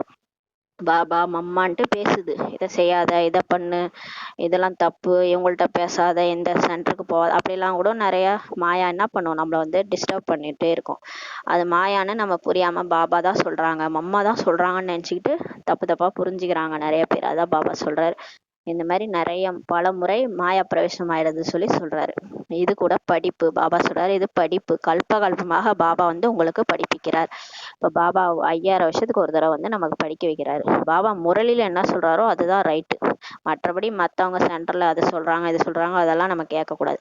முரளி படிக்கணும், பாபா என்ன சொல்லியிருக்காரோ அதுதான் ஞானம். இப்போது சங்கம யுகம், நீங்கள் டிரான்ஸ்பர் ஆக வேண்டும் சொல்லி பாபா சொல்றாரு. இப்ப சங்கம யுகம் இந்த டைம்ல வந்து கலியுகத்துக்கும் சத்தியுகத்துக்கும் நடுவுல நம்ம இருக்கிறோம். கடவுளும் நம்மளும் சந்திக்கிற நேரம் சங்கம யுகம். இப்ப நீங்க டிரான்ஸ்பர் ஆகணும், அப்படியே இந்த கலியுகத்துல இருந்து நீங்க சத்தியுகத்துக்கு டிரான்ஸ்பர் ஆகணும்னு சொல்லி சொல்றாரு. அப்படியே மனுஷன்ல இருந்து தேவதை ஆகணும். அது பாபா பண்ணிட்டு இருக்கிறாரு. டிராமா பிளான் படி நீங்கள் நடித்து கொண்டிருக்கிறீர்கள் சொல்லி சொல்றாரு. இப்ப டிராமாவோட பிளான் படி நம்ம கரெக்டா பாபாட்ட வந்துட்டோம். பாபா நம்மள தேவதை ஆக்கிட்டு இருக்கிறாரு, நம்மள படிக்க வச்சு மாத்திட்டு இருக்கிறாரு. நம்ம நடிப்பு இந்த மாதிரி ஆயிட்டு இருக்கு சொல்லி சொல்றாரு. நடிப்பிற்கு கூட மகிமை உள்ளது சொல்லி சொல்றாரு பாபா. பாருங்க இந்த நேரத்துல நம்மளோட நடிப்புக்கு மகிமை இருக்குது. ஏன்னா நம்ம கரெக்டா செய்றோம் இல்லையா. முன்னாடிலாம் கண்ணாமண்ணான்னு இருந்தோம். இப்ப பாபா ஸ்ரீமத் படி நடந்து கர்மாவெல்லாம் நம்ம கர்மாவை கரெக்டா ஆக்கிட்டு இருக்கிறோம். ஸ்ரீமத் ஃபாலோ பண்ணி பாபா நினைவுல இருந்து நம்ம விக்ரமங்கள்லாம் வென்றுட்டு இருக்கிறோம். இப்ப பாபா வந்து படிப்பிக்கிறார் டிராமா படி. இப்ப பாபாவும் அவர் டிராமா படி தான் வர்றாரு, அவரே வரல. டிராமாவுக்கு கட்டுப்பட்டு தான் இருக்கிறாரு. கரெக்டா நம்ம கூப்பிட்டோம் பத்தி தப்பாண்டே வாரங்கள்ட்டு அவர் அப்போ உடனே வரல. அவர் கலியுக இறுதியில 100 ஆண்டுகள்ல தான் வராரு. பிரம்மா உடல்ல அவதரிச்சு நமக்கு பாடம் எடுக்க வச்சு பாடம் எடுத்து நம்மளை மாத்துறதுக்கு வந்திருக்கிறாரு. டிராமா படி அவர் வந்திருக்கிறாரு. நீங்கள் பாபா மூலமாக ஒரு முறை படித்துவிட்டு மனிதனிலிருந்து தேவதையாக அவசியம் மாற வேண்டும் சொல்லி சொல்றாரு. இந்த ஒரு பிறவிதான் பாபா சொல்றாரு. ஒரு பிறவில நீங்க படிச்சுட்டு மனுஷன்ல இருந்து தேவதையா அவசியம் மாறணும்னு சொல்லி சொல்றாரு. இதில் குழந்தைகளுக்கு சந்தோஷம் இருக்கிறது. ஆனா நமக்கு பாருங்களேன், வந்தோடனே ரொம்ப குஷி தான் இருக்கு இல்லையா. இறைவனே நமக்கு படிப்பிக்கிறாரு. நமக்கு எவ்வளவு கஷ்டத்துல இருந்தோம், துக்கத்துல இருந்தோம், இந்த வார்த்தைகள் எல்லாம் கேட்கும் போதே மனசு எவ்வளவு சந்தோஷமா இருக்குன்ட்டு நம்ம மாறிடுறோம். நாம் பாபாவையும் மற்றும் படைப்பின் ஆதி மத்திய அந்திமத்தையும் தெரிந்து கொண்டோம் சொல்லி பாபா சொல்றாரு. இப்ப நம்ம பாபாவையும் நம்ம தெரிஞ்சுக்கிட்டோம், நம்ம யார் கடவுள்னு தெரிஞ்சுக்கிட்டோம், இந்த உலகம் எப்படி சுழலுது. முன்னாடி குழப்பமா இருந்தது, நம்ம வாழ்க்கை எங்க போகும், நம்ம இது போன பிறவில எங்க இருந்தோம், அடுத்த பிறவி என்னவா போறோம், நமக்கு ஒரே துக்கமா இருக்குது, என்ன ஆக போறோம்ட்டு ரொம்ப குழப்பமா இருந்தது. இப்ப பாபா எல்லாத்தையும் புரிய வச்சிட்டாரு. கடவுள் அவர்தான். கடவுளை தேடிட்டு இருந்தோம், கடவுள் கிடைச்சிட்டாரு. அதுதான் முதல் ஆதி மத்திய அந்திம ரகசியத்தையும் புரிய வச்சிட்டாரு. குழந்தைகளே நீங்க தான் அப்படி இருந்தீங்க, நீங்க தான் இப்படி ஆக போறீங்கன்ட்டு எல்லாத்தையும் புரிய வச்சிட்டாரு. இப்ப மனசு நமக்கு லேசாயிடுச்சு இல்லையா. கடவுளே நம்ம கூட இருக்கிறார். அதுவும் இந்த 100 வருஷம் தான் அவர் நம்ம கூடவே இருக்கிறாரு. மற்ற நேரங்கள்ல கூட கடவுள் நம்ம கூட இருக்க மாட்டாரு. ஆனா இந்த ஒரு பிறவி பாருங்க எவ்வளவு மதிப்பு வாய்ந்த பிறவி. இதுல ஆயுள் நீண்டா கூட நல்லாதான் இருக்கும். ஏன்னா நம்ம பாபா கூடவே ரொம்ப காலம் இருக்கலாம். பாபா சொல்றாரு, பாபாவின் படிப்பை அடைந்து மிகவும் சந்தோஷமாக இருக்க வேண்டும் சொல்லி சொல்றாரு. முரளி படிக்க படிக்க அவ்வளவு சந்தோஷமா இருக்கணும். டெய்லி அது எப்படா வரும் அந்த டைம் நம்ம படிக்கணும், கடவுளே நமக்கு படிக்க வைக்கிறாரு அப்படின்னு ஒரு சந்தோஷமா இருக்கணும்னு சொல்றாரு. நீங்கள் புதிய உலகத்துக்காக இப்போது படிக்கிறீர்கள். நம்ம புது உலகத்துக்காக படிச்சுட்டு இருக்கிறோம். அங்க தேவதைகளுடைய ராஜ்யத்திற்காக அவசியம் புருஷோத்தம சங்கமயுகத்துல படிக்கணும். நம்ம அடுத்து நம்ம பிறவில போய் தேவதைகளா ஆகணும், ராஜ்யம் செய்யணும்னா இங்க கண்டிப்பா படிக்கணும்டாரு. நீங்கள் இந்த துக்கத்துல இருந்து விடுபட்டு சுகத்திற்கு செல்கிறீர்கள். நம்ம இப்போ இந்த துக்கத்துல இருந்து வெளியே வந்து அவசியம் சுகத்துக்கு போறோம்ன்றாரு. இங்க தமோ பிரதானமாக இருப்பதன் காரணமாக நோயே உங்களுக்கு வந்து கொண்டிருக்கிறது. இப்ப நமக்கு உடம்பெல்லாம் தமோவாயிடுச்சு, இந்த சாப்பாட்டு பொருள் எல்லாம் தமோவாயிடுச்சு. இயற்கையே தமோ பிரதானமா இருக்குது. அப்ப அதுல இருந்து வர பொருட்கள் எல்லாம் எப்படி இருக்கும், எல்லாத்துலயும் அவன் மனுஷங்க வந்து தமோ பிரதானமா இருக்கிறதுனால புத்தி குரோதமா வேலை செய்யுது. எதையுமே ஒரு நல்லதா கொடுக்கணும்னு நினைக்க மாட்டாங்க. எல்லாத்துலயும் விஷம் இந்த ஊசி போட்டு போட்டு பழுக்க வைக்கிறாங்க. அவங்களுக்கு தெரியல, அது நம்மளே நம்ம தலையில மண்ணவாரி போட்டுக்கிறோம்னு தெரியாம விக்கிரமா செய்யறாங்க. பாவ கர்மங்கள் தான் செஞ்சிட்டு இருக்கிறாங்க இல்லையா. எல்லாரும் இதை சாப்பிட்றாங்க, என்ன ஆவாங்கன்னு கூட நினைக்க மாட்டாங்க. அந்த நூடுல்ஸ் அது இதுன்னு பாருங்க, நிறைய அந்த ஃபாஸ்ட் ஃபுட் எல்லாமே உடலுக்கு கேடாதான் இருக்கு இல்லையா. அதன் காரணமா தான் நமக்கு நோயே வருதுன்னு சொல்லி சொல்றாரு. இந்த மாதிரி தமோ பிரதானமாக இருக்கிறதுனால தான் உங்க உடலுக்கு நோயே வந்துட்டு இருக்குது சொல்லி சொல்றாரு. இந்த நோய்கள் எல்லாமே அகல வேண்டும். இப்ப இந்த நோயெல்லாம் இப்ப அகலணும்னு சொல்லி சொல்றாரு. முக்கியமானதாக படிப்பு இருக்கிறது, இதில் டிரான்ஸ் போன்றவற்றுக்கு தொடர்பே இல்லை சொல்லி சொல்றாரு. இங்க முக்கியமே படிப்பு தான். படிச்சாதான் உங்களுக்கு பதவி. டிரான்ஸ்ல போனாலும் பாபா பதவி கொடுக்க மாட்டாரு. இந்த குழந்தை நல்லா டிரான்ஸ்ல போகுது, காட்சி பார்த்துட்டு வந்து சொல்லுது, அதனால பதவி இதுக்கு வந்து லட்சுமி நாராயணன் கொடுத்துறான்னா கொடுக்க மாட்டாரு. யார் அவரை நல்லா நினைக்கிறாங்களோ, நல்லா யோகா பண்றாங்க, நல்லா சேவை பண்றாங்க, நல்லா முரளி படிக்கிறாங்க, தன்னைத்தானே மாத்திக்கிறாங்க, மற்றவங்களையும் அப்படியே மலர் மாதிரி இவங்க மலரா மாதிரி எல்லாரையும் மலரா அப்படியே தேவதையா மாத்துறாங்களோ அவங்களுக்குதான் பதவி கொடுப்பாரு. டிரான்ஸ்ல போறவங்களாம் பதவி கொடுக்க மாட்டாரு சொல்றாரு பாபா. இது பெரிய விஷயமே அல்ல, டிரான்ஸ்ல போறது பெரிய விஷயமே அல்ல. பல இடங்களில் டிரான்ஸில் செல்கிறார்கள், பிறகு சொல்கிறார்கள் அம்மா வந்தார்கள் பாபா வந்தார்கள் என்று. நிறைய இடத்துல சென்ட்ரலா டிரான்ஸ்ல போயிட்டு சொல்றாங்க, நான் காட்சி பார்த்தேன், அம்மா வந்தாங்க என்கிட்ட பேசினாங்க, பாபா வந்தாருலாம் சொல்றாங்க. பாபா சொல்கிறார், இது ஒன்றுமே இல்லை. பாபா ஒரு விஷயத்தை புரிய வைக்கிறார்.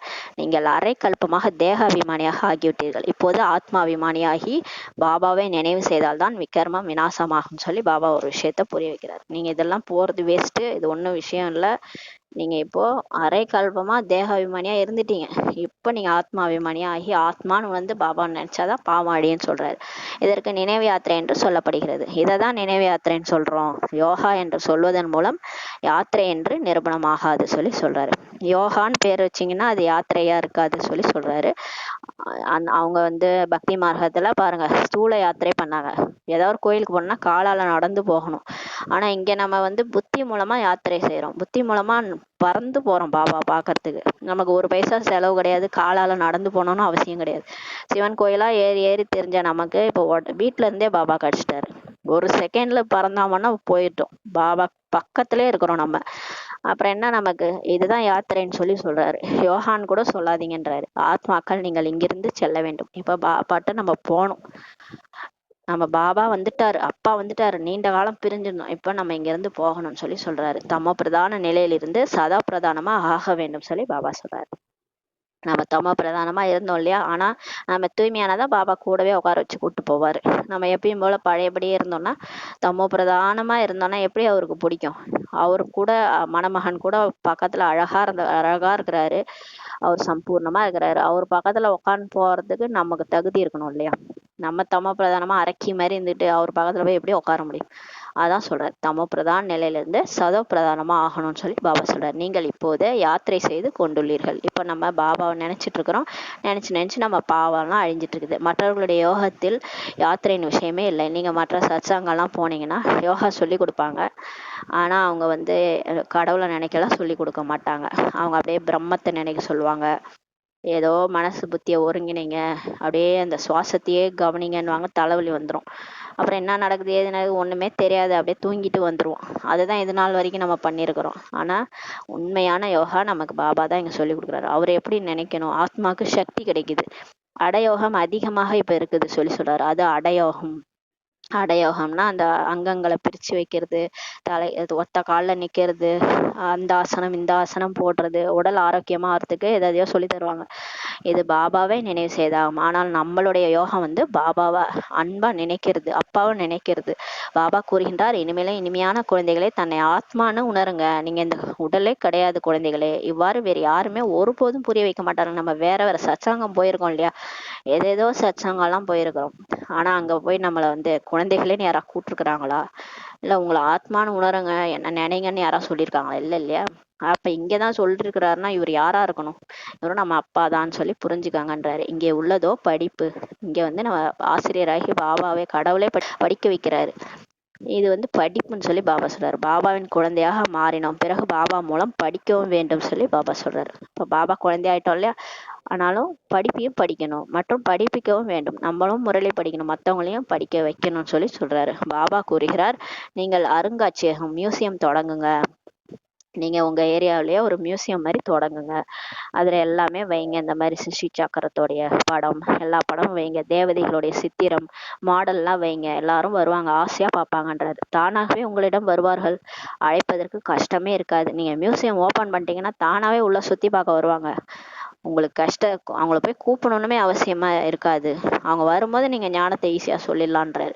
இந்த ஞானம் மிகவும் நன்றாக உள்ளது, ஒருபோதும் கேட்டதில்லை என்று கூறுவார்கள். எல்லாரும் வந்து பார்த்துட்டு சொல்லுவாங்க, இந்த ஞானம் எவ்வளவு சூப்பரா இருக்குது, இந்த மாதிரி நாங்க எங்கேயுமே கேட்டதில்லைன்னு சொல்லுவாங்க. இதில் கேரக்டர் மாறுகிறது. இந்த ஞானத்தினால நம்மளுடைய கேரக்டர் குணமே மாறுதுன்னு சொல்லி சொல்றாங்க. முக்கியமானது தூய்மை. இதில் தான் தொல்லைகள் எல்லாம் ஏற்படுகிறது. ஆனா தூய்மை ஆகிறதுல தான் பிரச்சனையே இல்லையா. எல்லாம் ஒத்துக்குறாங்க நல்லாதான் இருக்குன்ட்டு. ஆனா அந்த தூய்மையா இருக்கணும் அப்படின்னு சொன்னா யாரும் கேட்க மாட்டாங்க. இதில் தான் தொல்லைகள் ஏற்படுகிறது. அதிக பேர் தோல்வியும் அடைகிறாங்க. வர்றவங்க எல்லாருமே தேர்ச்சி அடையறது இல்ல. நிறைய பிகேஸ் தோல்வி அடைகிறாங்கன்றாரு. உங்களுடைய நிலை இவ்வாறு இருக்க வேண்டும். இந்த உலகத்தை பார்த்தாலும் பார்க்காதவாறு, சாப்பிட்டாலும் குடித்தாலும் உங்களுடைய புத்தி அந்த பக்கமாக இருக்க வேண்டும். நம்மளோட நிலை எப்படி இருக்கணும்னா, இந்த உலகத்தை பார்த்தாலும் பார்க்காம இருக்கணும். நம்ம சாப்பிட்டாலும் குடிச்சாலும் பாபாவோட நினைவுல புத்தி எங்க இருக்கணும்? சொர்க்கத்தின் பக்கம் இருக்கணும், சாந்தி தாமத்தின் பக்கம் இருக்கணும். எவ்வாறு தந்தை புதிய வீடு கட்டினார் என்றால் அனைவருடைய புத்தியும் புதிய வீட்டின் மேல் செல்லும் இல்லையா. இப்ப அவர் அப்பா வீடு கட்டுறாருன்னா எல்லா குழந்தைங்களும் புது வீட்டுக்கு போகணும்னு தானே ஆசைப்படுவாங்க. இப்போது புதிய உலகமே உருவாக்கி கொண்டிருக்கிறது சொல்லி சொல்றாரு. இப்ப பாபா புது வீடு கட்டல, நமக்கு உலகத்தையே உருவாக்கிட்டு இருக்கிறாரு. அப்ப நம்ம புத்தி அங்கதானே இருக்கணும்னு சொல்றாரு. எல்லைக்கு அப்பாற்பட்ட தந்தை புதிய வீடு கட்டு கொண்டிருக்கிறார். உங்களுக்கு தெரியும், நாம் சொர்க்கவாசியாக மாறுவதற்காக முயற்சி செய்து கொண்டு வருகின்றோம் சொல்றாரு. இப்போது சக்கரம் முழுமையடைகிறது. இப்போ சக்கரம் முடியுது, அவ்வளவுதான், இந்த டிராமா முடிய போகுது. இரவு பகல் இரவு பகல் வந்தது இல்லையா, அந்த எல்லையற்ற இரவு முடிஞ்சு எல்லையற்ற பகல் வரப்போகுது சொல்றாரு. இப்போது நாம் வீடு மற்றும் சொர்க்கத்திற்கு செல்ல வேண்டும். இப்ப நம்ம பரந்தாமத்துக்கு போயிட்டு அப்புறமா சொர்க்கத்துக்கு போகணும். அதற்காக அவசியம் தூய்மையாக மாறணும். இப்படியே இருந்தா போக முடியாது. தூய்மையானாதான் போகணும். எல்லாரையும் தூய்மையாக்கிதான் பாபா கூட்டு போவார். எல்லாரும் ரியலைஸ் பண்ணி அவங்கவுங்க பிரச்சனையெல்லாம் எல்லாத்தையும் டேக்கிள் பண்ணிட்டு எல்லாத்தையும் செட்டில் பண்ணிட்டு கர்ம கணக்கெல்லாம் முடிச்சுட்டு எப்படியாவது எல்லாத்தையும் அனுபவிச்சு முடிச்சுட்டு தான் எல்லாரும் போயாகணும். உலகத்துல அத்தனை கோடி மக்களும் பரந்தாமத்துக்கு போய் தான் ஆகணும். அவங்கவுங்க கர்மாவினுடைய செட்டில்மெண்ட்லாம் முடிச்சுட்டு தான் போவாங்க. எல்லாமே ரியலைஸ் பண்ணி மாறுவாங்க, மாறி தான் போவாங்கன்றாரு. நம்மளும் இப்ப பாபாவை நினைச்சு பாவத்தை அழிச்சிட்டு போகணும். ஏன்னா நிறைய விகர்மம் நம்ம தான் பண்ணியிருக்கிறோம். ஏன்னா நம்ம 84 பிறவிகள், அதாவது 63 ஜென்மம் நம்ம பாவ கர்மங்கள் பண்ணிக்கிறதுனால நம்ம தலை மேலதான் சும்மா அதிகமா இருக்குது. அதனாலதான் என்னை நினைச்சு சுமையெல்லாம் போக்கிக்கங்கன்றாரு. இல்லைன்னா நம்ம அனுபவிக்க வேண்டியது நிறைய இருக்கும். அதனால பாபா இப்ப நம்மளை காப்பாத்துறாரு. பாபா சொல்றாரு, நினைவு யாத்திரையின் மூலம் தூய்மையாக முடியும் சொல்றாரு. அவரை நினைச்சா தூய்மையாயிடலாம். நினைவில் தான் ஆனால் தடை ஏற்படுது. ஆனா இந்த மாயா நம்மளை நினைக்க விடாம பண்ணுது. இதில் தான் உங்களுடைய யுத்தமே இருக்கிறது சொல்றாரு. மாயாவினுடைய யுத்தம் இது, மல்யுத்தம் நடக்குது. பாபா நினைக்க விடாம அது பண்ணும். ஏன்னா நம்ம பிடிச்சு வச்சிருந்த கர்ம கணக்கெல்லாம் முடியறதுக்கான நேரம் வர்றதுனால பாபா நினைக்க முடியாம பண்ணும்னு சொல்றாரு. படிப்பில் எந்த ஒரு சண்டைக்கான விஷயமும் இல்லை. ஆனா முரளி கேட்கும்போது எந்த பிரச்சனையுமே இருக்காது. அப்ப மாயா சண்டையிடாது. சரி படிக்கட்டும்னு விட்டுரும். அதுக்கப்புறம் அவரை நினைக்கலான்னு உட்காரும் போது தான் விடாது. படிப்பு முற்றிலுமே எளிமையானது பாபா சொல்றாரு. ஆனா படிப்பு பாருங்க ரொம்ப ஈஸி, யாருனாலும் படிக்கலாம். சின்ன குழந்தைகள் கூட முரளி எடுக்குதுங்க. அந்த மாதிரி ஈஸியா இருக்கு படிப்புன்றாரு. ஞானம் ஈஸியா இருக்கு. 84 பிறவி சக்கரத்தின் ஞானம் மிகவும் சகஜமானது சொல்றாரு. இந்த 84 பிறவி நம்ம எடுத்து வந்தோன்ற ஞானம் அறிவு ரொம்ப ஈஸி. மற்றபடி தன்னை ஆத்மான்னு உணர்ந்து பாபாவை நினைவு செய்யறது, இதில் தான் உழைப்பு இருக்குது சொல்றாரு. நம்ம ஞானம் 1 மணி நேரம் கேட்குறோம், நல்லா ஈஸியா தான் இருக்கு. கேட்கும் போது நல்லா அப்படியே ரொம்ப உற்சாகமா இருக்குது. ஆனா அதுக்கப்புறம் உட்காந்து பாபா நினைக்கிறது தான் கஷ்டமா இருக்கு. அதுலதான் உழைப்பு இருக்கு சொல்றாரு. பாபா கூறுகின்றார், நினைவு யாத்திரையே மறக்காதீர்கள். பாபா நினைக்கணும்ன்றதே மறந்துடாதீங்க. குறைந்தபட்சம் 8 மணி நேரம் அவசியம் நினைவு செய்யுங்கன்னு பாபா சொல்றாரு. நம்ம மற்ற சரீர நிர்வாகத்திற்காக கர்மம் செய்யணும். நம்ம குளிக்கணும், சாப்பிடணும், என்னென்னமோ நம்ம கர்மம் செய்யணும் இல்லையா. தூக்கம் கூட அவசியம்தான். தூங்குறது கூட தூங்குறீங்க இல்லையா, நைட்ல 8 மணி நேரம் தூங்குறோம் இல்லையா. மற்ற நேரம் நமக்கு ஃப்ரீயா தானே இருக்குது. 8 மணி நேரம் தூங்குறோம், 8 மணி நேரம் வேலை செய்யறோம், மீதி 8 மணி நேரம் என்ன பண்றோம்? அதான் பாபா சொல்றாரு, சரீர நிர்வாகத்திற்கு கர்மம் செஞ்சாலும் பரவாயில்ல, கர்ம யோகியா இருந்து என்ன நினைங்க. 8 மணி நேரம் அவசியம் நினைக்கணும் ஒரு நாள்னு சொல்றாரு. தூங்கினா கூட பரவாயில்ல, அதுவும் அவசியம் தான் சொல்றாரு. சகஜ மார்க்கமாக உள்ளது இல்லையா. தூக்கம் கூடாது என்று கூறினால் ஹடயோகம் ஆகிவிடும் சொல்றாரு. ஹடயோகத்துல தூங்க கூடாதுன்னுவாங்க, அது ஹடயோகம் ஆயிடும். அதனால தூக்கம் கூட அவசியம் தான். இங்க சகஜ மார்க்கமா இருக்கு இல்லையா. நீங்க தூங்கும் போது கூட பாபா மடியில போய் தூங்கிருங்க. 5 சொரூபத்தை சுத்திக்கிட்டே தூங்குனீங்கன்னா தூக்கத்திலே கூட நீங்க என்கிட்ட வந்துருவீங்கன்னு ஒரு முரளியில சொல்லியிருக்கிறாரு. ஹடயோகிகள் அதிக பேர் உள்ளனர். இப்ப பாருங்க, அடயோகிகள் நிறைய பேர் இருக்கிறாங்கன்னு சொல்றாரு. பாபா சொல்கிறார், அந்த பக்கமாக எதையுமே பார்க்காதீர்கள், அதன் மூலம் எந்த பலனுமே இல்லை. நீங்க அந்த பக்தி பக்கம் போயிடாதீங்க, அங்க எதுவுமே பலனுமே இல்லை சொல்லிட்டாரு. எத்தனை விதமாக அடயோகத்தை சொல்லி தருகிறார்கள். அடயோகம் பக்கம் போயிடாதீங்கன்றாரு. இவை அனைத்துமே மனித வழி. இந்த அடயோகம் எல்லாமே மனித வழி. நீங்கள் ஆத்மாக்கள், ஆத்மாதான் சரீரத்தை எடுத்து நடிப்பு நடிக்கிறது. இப்ப நம்ம அப்பாவினுடைய வந்துட்டோம். மனித வழியில இருந்து வெளியே வந்து கடவுளுடைய வழிக்கு போயிட்டோம். நம்ம எல்லாம் ஆத்மாக்கள், கடவுளுடைய குழந்தைகள். ஆத்மா தான் சரீரத்தை எடுத்து நடிப்பு நடிக்குது, டாக்டராக மாறுகிறது. இந்த டாக்டர் ஆயிட்டேன், இன்ஜினியர் ஆயிட்டேன்னு யார் சொல்றது? ஆத்மா தான் சொல்லுது. இந்த பிறவில டாக்டர், அடுத்த பிறவில திரும்ப எல்கேஜில இருந்து தான் படிக்கணும். அப்ப யார் சொல்றது? ஆத்மா தான் சொல்லுது. ஆனால் மனிதர்கள் தேக அபிமானியாக உள்ளார்கள். நான் இன்னாராக இருக்கிறேன்ட்டு பெருமையா சொல்லிக்கிறாங்க. நான் டாக்டர் அப்படின்ட்டு தேக அபிமானத்துல சொல்றாங்க. ஆனா உண்மையில ஆத்மா தான் அந்த மாதிரி அந்த தேகத்துல இருந்து சொல்றாங்க. ஆனா தேக அபிமானத்துல சொல்றாங்கன்னு சொல்றாரு. நான் ஆத்மா என்பது இப்போது உங்களின் புத்தியில் உள்ளது. ஆனா இப்ப நம்ம புத்தியில ஆத்மான்றது புரிஞ்சிடுச்சு. நான் இந்த உடல் எடுத்து நடிச்சிட்டு இருக்கிறேன். பாபாவும் ஆத்மா தான், அவரும் ஆத்மா. ஆனா அவர் பரம ஆத்மா. இந்த நேரத்தில் ஆத்மாக்களுக்கு பரம்பிதா பரமாத்மா சொல்லி கொடுக்கிறார், படிப்பிக்கிறார். ஆகையால் மகிமை கூட உள்ளது. ஆத்மாக்களும் பரமாத்மாவும் அதிக காலமாக தனியாக இருந்தது கல்ப கல்பமாக சந்திக்கிறதுன்னு ஒரு மகிமை கூட இருக்கு சொல்றாரு. மற்றபடி இந்த முழு உலகமே தேக அபிமானத்தில் வந்து தேகம்ட்டு புரிந்து கொண்டு படிக்கிறாங்கன்னு சொல்றாரு. ஆனா மற்ற முழு உலகத்துலயும் பார்த்தீங்கன்னா மற்ற இடத்துலலாம் யூனிவர்சிட்டி காலேஜ் எல்லாம் எப்படி படிக்கிறாங்க, தேகாபிமானத்துல வந்து தேகம்னு நினச்சிக்கிட்டு டாக்டர் இன்ஜினியர்னு படிக்கிறாங்க, படிக்க வைக்கவும் செய்கிறாங்க. ஆனால் இங்கே தான் பாபா ஆத்மான்னு புரிஞ்சுக்கிட்டு பரமாத்மா வந்து நமக்கு டீச்சராகி சொல்லி கொடுக்குறாரு. பாபா சொல்கிறார், நான் ஆத்மாக்களுக்கு படிப்பிக்கிறேன். இங்கே பாபா நம்ம வந்து அவருடைய குழந்தையாகிய ஆத்மாக்கள் நம்மளுக்கு படிப்பிக்கிறேன்ட்டு சொல்றாரு. நீதிபதி, வக்கீல் இது போன்ற ஆத்மா தான் மாறுகிறது சொல்லி சொல்றாரு. ஆத்மாக்கள் நீங்கள் சதோ பிரதானமாக தூய்மையாக இருந்தீங்க, பிறகு நீங்கள் பாகத்தை நடித்து இப்படி தூய்மையை இழந்த போது நான் தான் பாபாவை அழைக்கிறீர்கள் சொல்லி சொல்றாரு. நம்ம ஆரம்பத்துல சதோ பிரதானமா தூய்மையா தான் இருந்தோம். இதெல்லாம் பகவத்கீதையில இருக்குது. சதோ பிரதானம் இதெல்லாமே இருக்குது. அந்த மாதிரி தான் நம்ம நடிச்சு வந்தோம். பிறகு நம்ம எப்போ தூய்மையற்ற நிலையை அடைஞ்சிட்டோமோ, இந்த ராவணன் மாயாவுக்கு வசமாகி தூய்மையற்ற நிலையை அடைஞ்சு பத்தித்தமாயிட்டோமோ, அப்போதான் பாபாவை கூப்பிட்றோம். பத்தித்த பாவன்றைய வாருங்கள்ட்டு கூப்பிட்றோம். பாபா வந்து எங்களை தூய்மையான ஆத்மாவாக மாற்றுங்கள்னு சொல்லி நீங்கள் தான் கூப்பிட்டீங்கன்னு சொல்லி பாபா சொல்கிறார். பாபா தான் தூய்மையாக இருக்கிறார். இப்போ சிவபாபா தான் தூய்மையாக இருக்கிறார். இந்த விஷயத்தை எப்போது கேட்கிறீர்களோ அப்போது தான் நடைமுறைப்படுத்துவீர்கள் சொல்லி சொல்றாரு. ஆனா இந்த விஷயத்தை நீங்க எப்ப கேட்குறீங்களோ அப்பதான் நடைமுறைப்படுத்துவீங்கன்னு சொல்லி சொல்றாரு. குழந்தைகள் தாரணை செய்கிறீர்கள். இப்ப நம்ம வந்து பாபா என்ன சொல்றாரு, ஏன் முரளியில் இது சொல்லியிருக்கிறாருன்ட்டு நம்ம தாரணை பண்ணிட்டு இருக்கிறோம். தேவதையாக மாறுகிறீர்கள். அவர் சொல்ற மாதிரி நேத்து கூட சொன்னார்ல, எல்லாரோட அன்பா இருக்கணும், பால் பாயாசம் மாதிரி இருக்கணும். அவர் சொல்றதை கேட்டு கேட்டு நம்மளும் மாறிட்டு இருக்கிறோம். தேவதையா இப்ப மாறுகிறீர்கள் சொல்லி சொல்றாரு. இது வேறு யாருடைய புத்தியிலுமே இருப்பதில்லை. இந்த மாதிரி வேற யார் உலகத்தார் புத்தியில இருக்காது. ஏனென்றால் இது புதிய விஷயமாக இருக்கிறது சொல்லி சொல்றாரு பாபா. இது ஞானமாக இருக்கிறது, அது பக்தியாக இருக்கிறது. இங்க வந்து கடவுளே வந்து நமக்கு பாடம் சொல்லி கொடுத்துருக்கிறாரு. ஆத்மான்னு புரிஞ்சு என்ன நினைங்கன்னு. இது வந்து ஞானம். ஆனா அது வந்து பக்தி. நம்ம பக்தியில கோயில் கோயிலா போயிட்டு கடவுளே கடவுளைன்னு தேடிக்கிட்டு தான் இருந்தோம், கிடைக்கவே இல்லை இல்லையா. இப்பதான் கிடைச்சிருக்காரு. நீங்கள் கூட பக்தி செய்து செய்து தேகாபிமானியாக ஆகிட்டீங்கன்னு சொல்லி சொல்றாரு.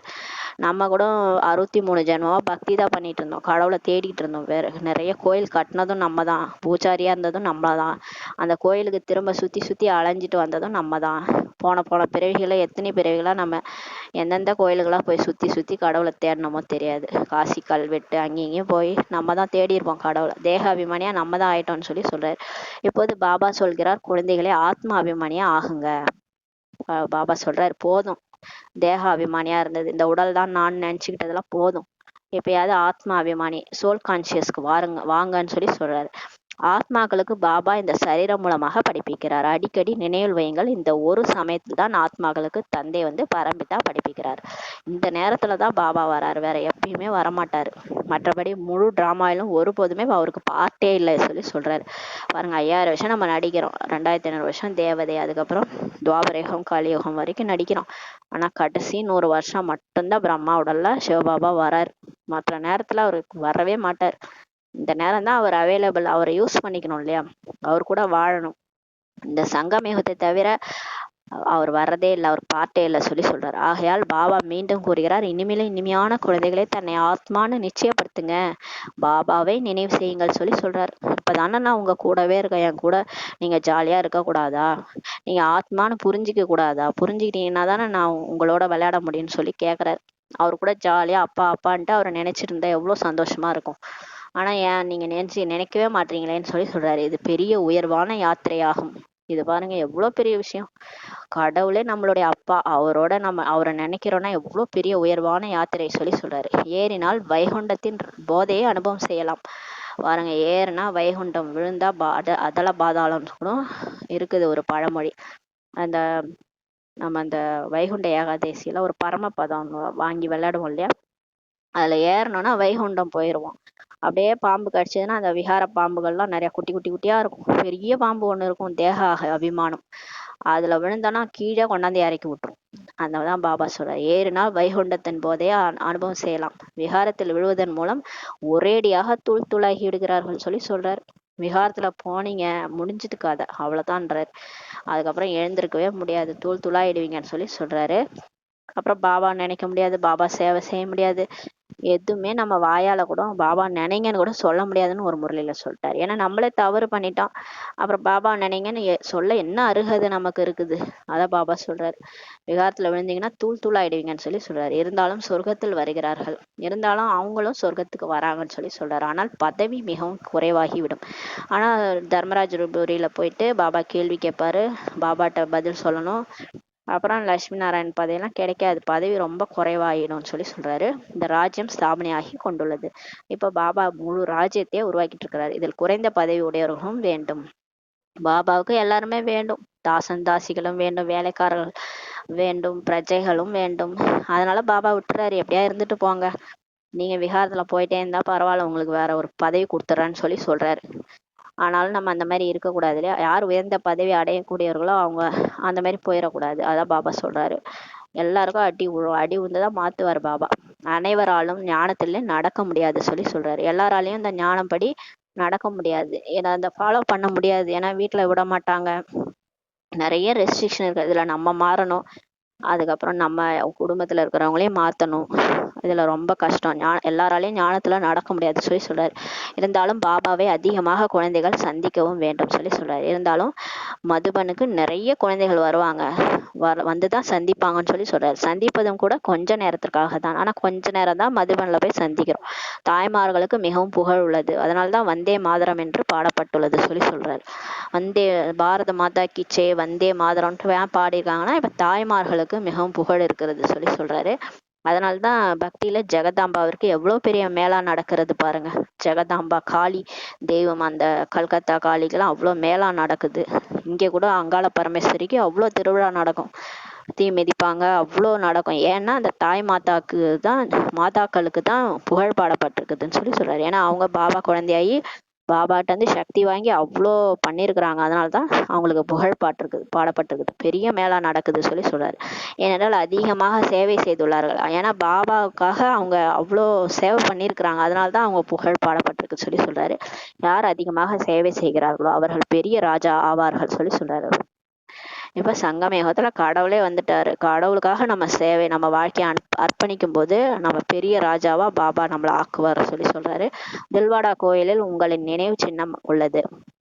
தில்வாடா கோயிலுக்கு போனா அந்த 108 லட்சுமி நாராயண் எல்லாருடைய நினைவு சின்னமும் இங்க இப்ப நம்மளுடைய நினைவு சின்னம் பிராமணராகி நம்ம எப்படி யோகா பண்றோம், எப்படி சொர்க்கம், அந்த கூரையில சொர்க்கம் காமிச்சிருப்பாங்க, கீழே எல்லாரும் உட்காந்துருக்க மாதிரி காமிச்சிருப்பாங்க.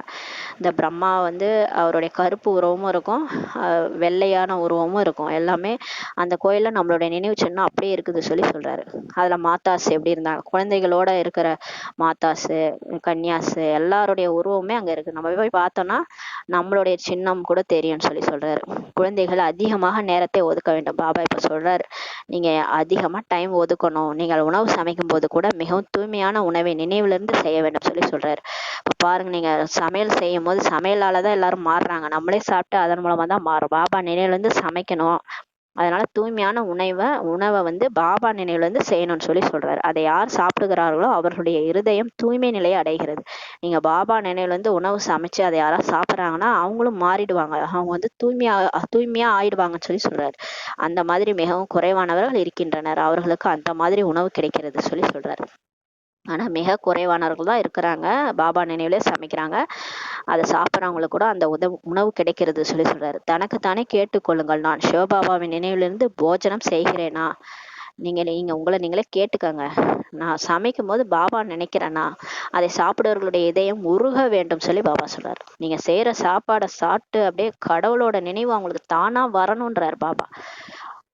கடவுளேன்ட்டு அவங்களே தானா பாபா குழந்தையா மாறிடணும், அந்த அளவுக்கு அவங்க இதயம் உருகணும் உங்க சாப்பாடை சாப்பிட்டு. ஏன்னா நீங்க அந்த மாதிரி அந்த நினைவுலயே நீங்க வந்து சமையலை வந்து செஞ்சிருக்கணும்னு சொல்றாரு. அடிக்கடி நினைவு மறந்து விடுகிறது. ஆனா சொல்றாங்க குழந்தைகள், பாபா அடிக்கடி நினைவு மறந்து விடுகிறது. பாபாவும் பாக்குறாரு, இந்த குழந்தை மறந்துட்டு சமைச்சுனுக்குது, டென்ஷனா சமைச்சுனுக்குது பாரு, இது எங்கேயாவது என்ன நினைக்குதான்னு பார்த்துட்டு இருக்கிறாரு. பாபா சொல்கிறார், மறப்பது கூட டிராமாவில் பதிவாகி உள்ளது. பாபா சொல்றாரு, நீங்க மறந்து போறது கூட டிராமால இருக்குது. ஏன்னா இதுதான் நினைவு மறதி விளையாட்டுன்னு சொல்லியிருக்காருல்ல. நம்ம மறந்து போறோம் பாபாவை, அது 63 ஜென்மமா மறந்துட்டோம். திடீர்னு அவர் நினைக்கணும்னா என்ன பண்றது? கடவுளை நினைக்கிறதே கஷ்டமா இருக்குது. சொந்த அப்பாவை நினைக்கிறதுக்கு ஆத்மாவுக்கு கஷ்டமா இருக்குது, அந்த அளவுக்கு தேகாபிமானம் நம்மளை படுத்துது. அதான் பாபா சொல்றாரு, இது கூட டிராமால பதிவாயிருக்கு. ஏனென்றால் நீங்கள் 16 கலைகள் நிரம்பியவர்களாக இப்பொழுது இல்லை சொல்லி சொல்றாரு. நீங்க வந்து சத்தியுகத்துல 16 கலைகள் நிரம்பியவர்களா இருந்தீங்க, ஆனா இப்ப நீங்க இல்ல. அதனாலதான் நீங்க இதெல்லாம் கூட டிராமாவில பதிவாயிருக்குது. அங்க நீங்க உணவு சமைக்கிற கலை கூட அங்க ஆத்மா உணர்வுல செய்வாங்க சத்தியுகத்துல. இங்க பாருங்க அந்த கலை கூட இல்ல உங்களுக்கு. நீங்க 16 கலை நிரம்பியவர்களா இங்க இல்ல. சம்பூர்ண நிலையை அடைவது அவசியம் சொல்லி சொல்றாரு. ஆனா நீங்க கண்டிப்பா அந்த நிலையை அடையணும். பாபா நினைவுல சமையல் பண்ணி பண்ணி அந்த ஆத்ம உணர்வு வந்துரும். அப்ப ஆத்ம உணர்வுல நீங்க சமைப்பீங்க. அங்க சொர்க்கத்துக்கு போனாலும் ஆத்ம உணர்வுல சமையல் செய்வீங்கன்றாரு. பௌர்ணமி நிலவில் எவ்வளவு பொலிவு உள்ளது பாருங்க. முழு நிலாவை பார்த்தாலே எல்லாருக்கும் பிடிக்கும் இல்லையா? அது சம்பூர்ணமா இருக்கிறதுனால தானே அது அழகா இருக்கு. பிறகு குறைந்து குறைந்து அந்த நிலா கடைசியில ஒரு கோடாகி விடுகிறது சொல்லி சொல்றாரு. அமாவாசை நேரத்துல சின்ன கோடா தான் தெரியும், காரிருளாக மாறுகிறது. அப்ப பாருங்க வெளிச்சமே இருக்காது, காரிருளா இருக்கும்னு சொல்றாரு. பிறகு முழு வெளிச்சம் வரும். சம்பூர்ண ஆன பிறகு பௌர்ணமி நிலவு முழு வெளிச்சம் கொடுக்கும். இந்த விகாரங்களை விட்டு விட்டு பாபாவை நினைவு செய்து கொண்டே இருந்தால் உங்களுடைய ஆத்மா கூட சம்பூர்ண நிலையை அடைந்துவிடும் சொல்லி சொல்றாரு.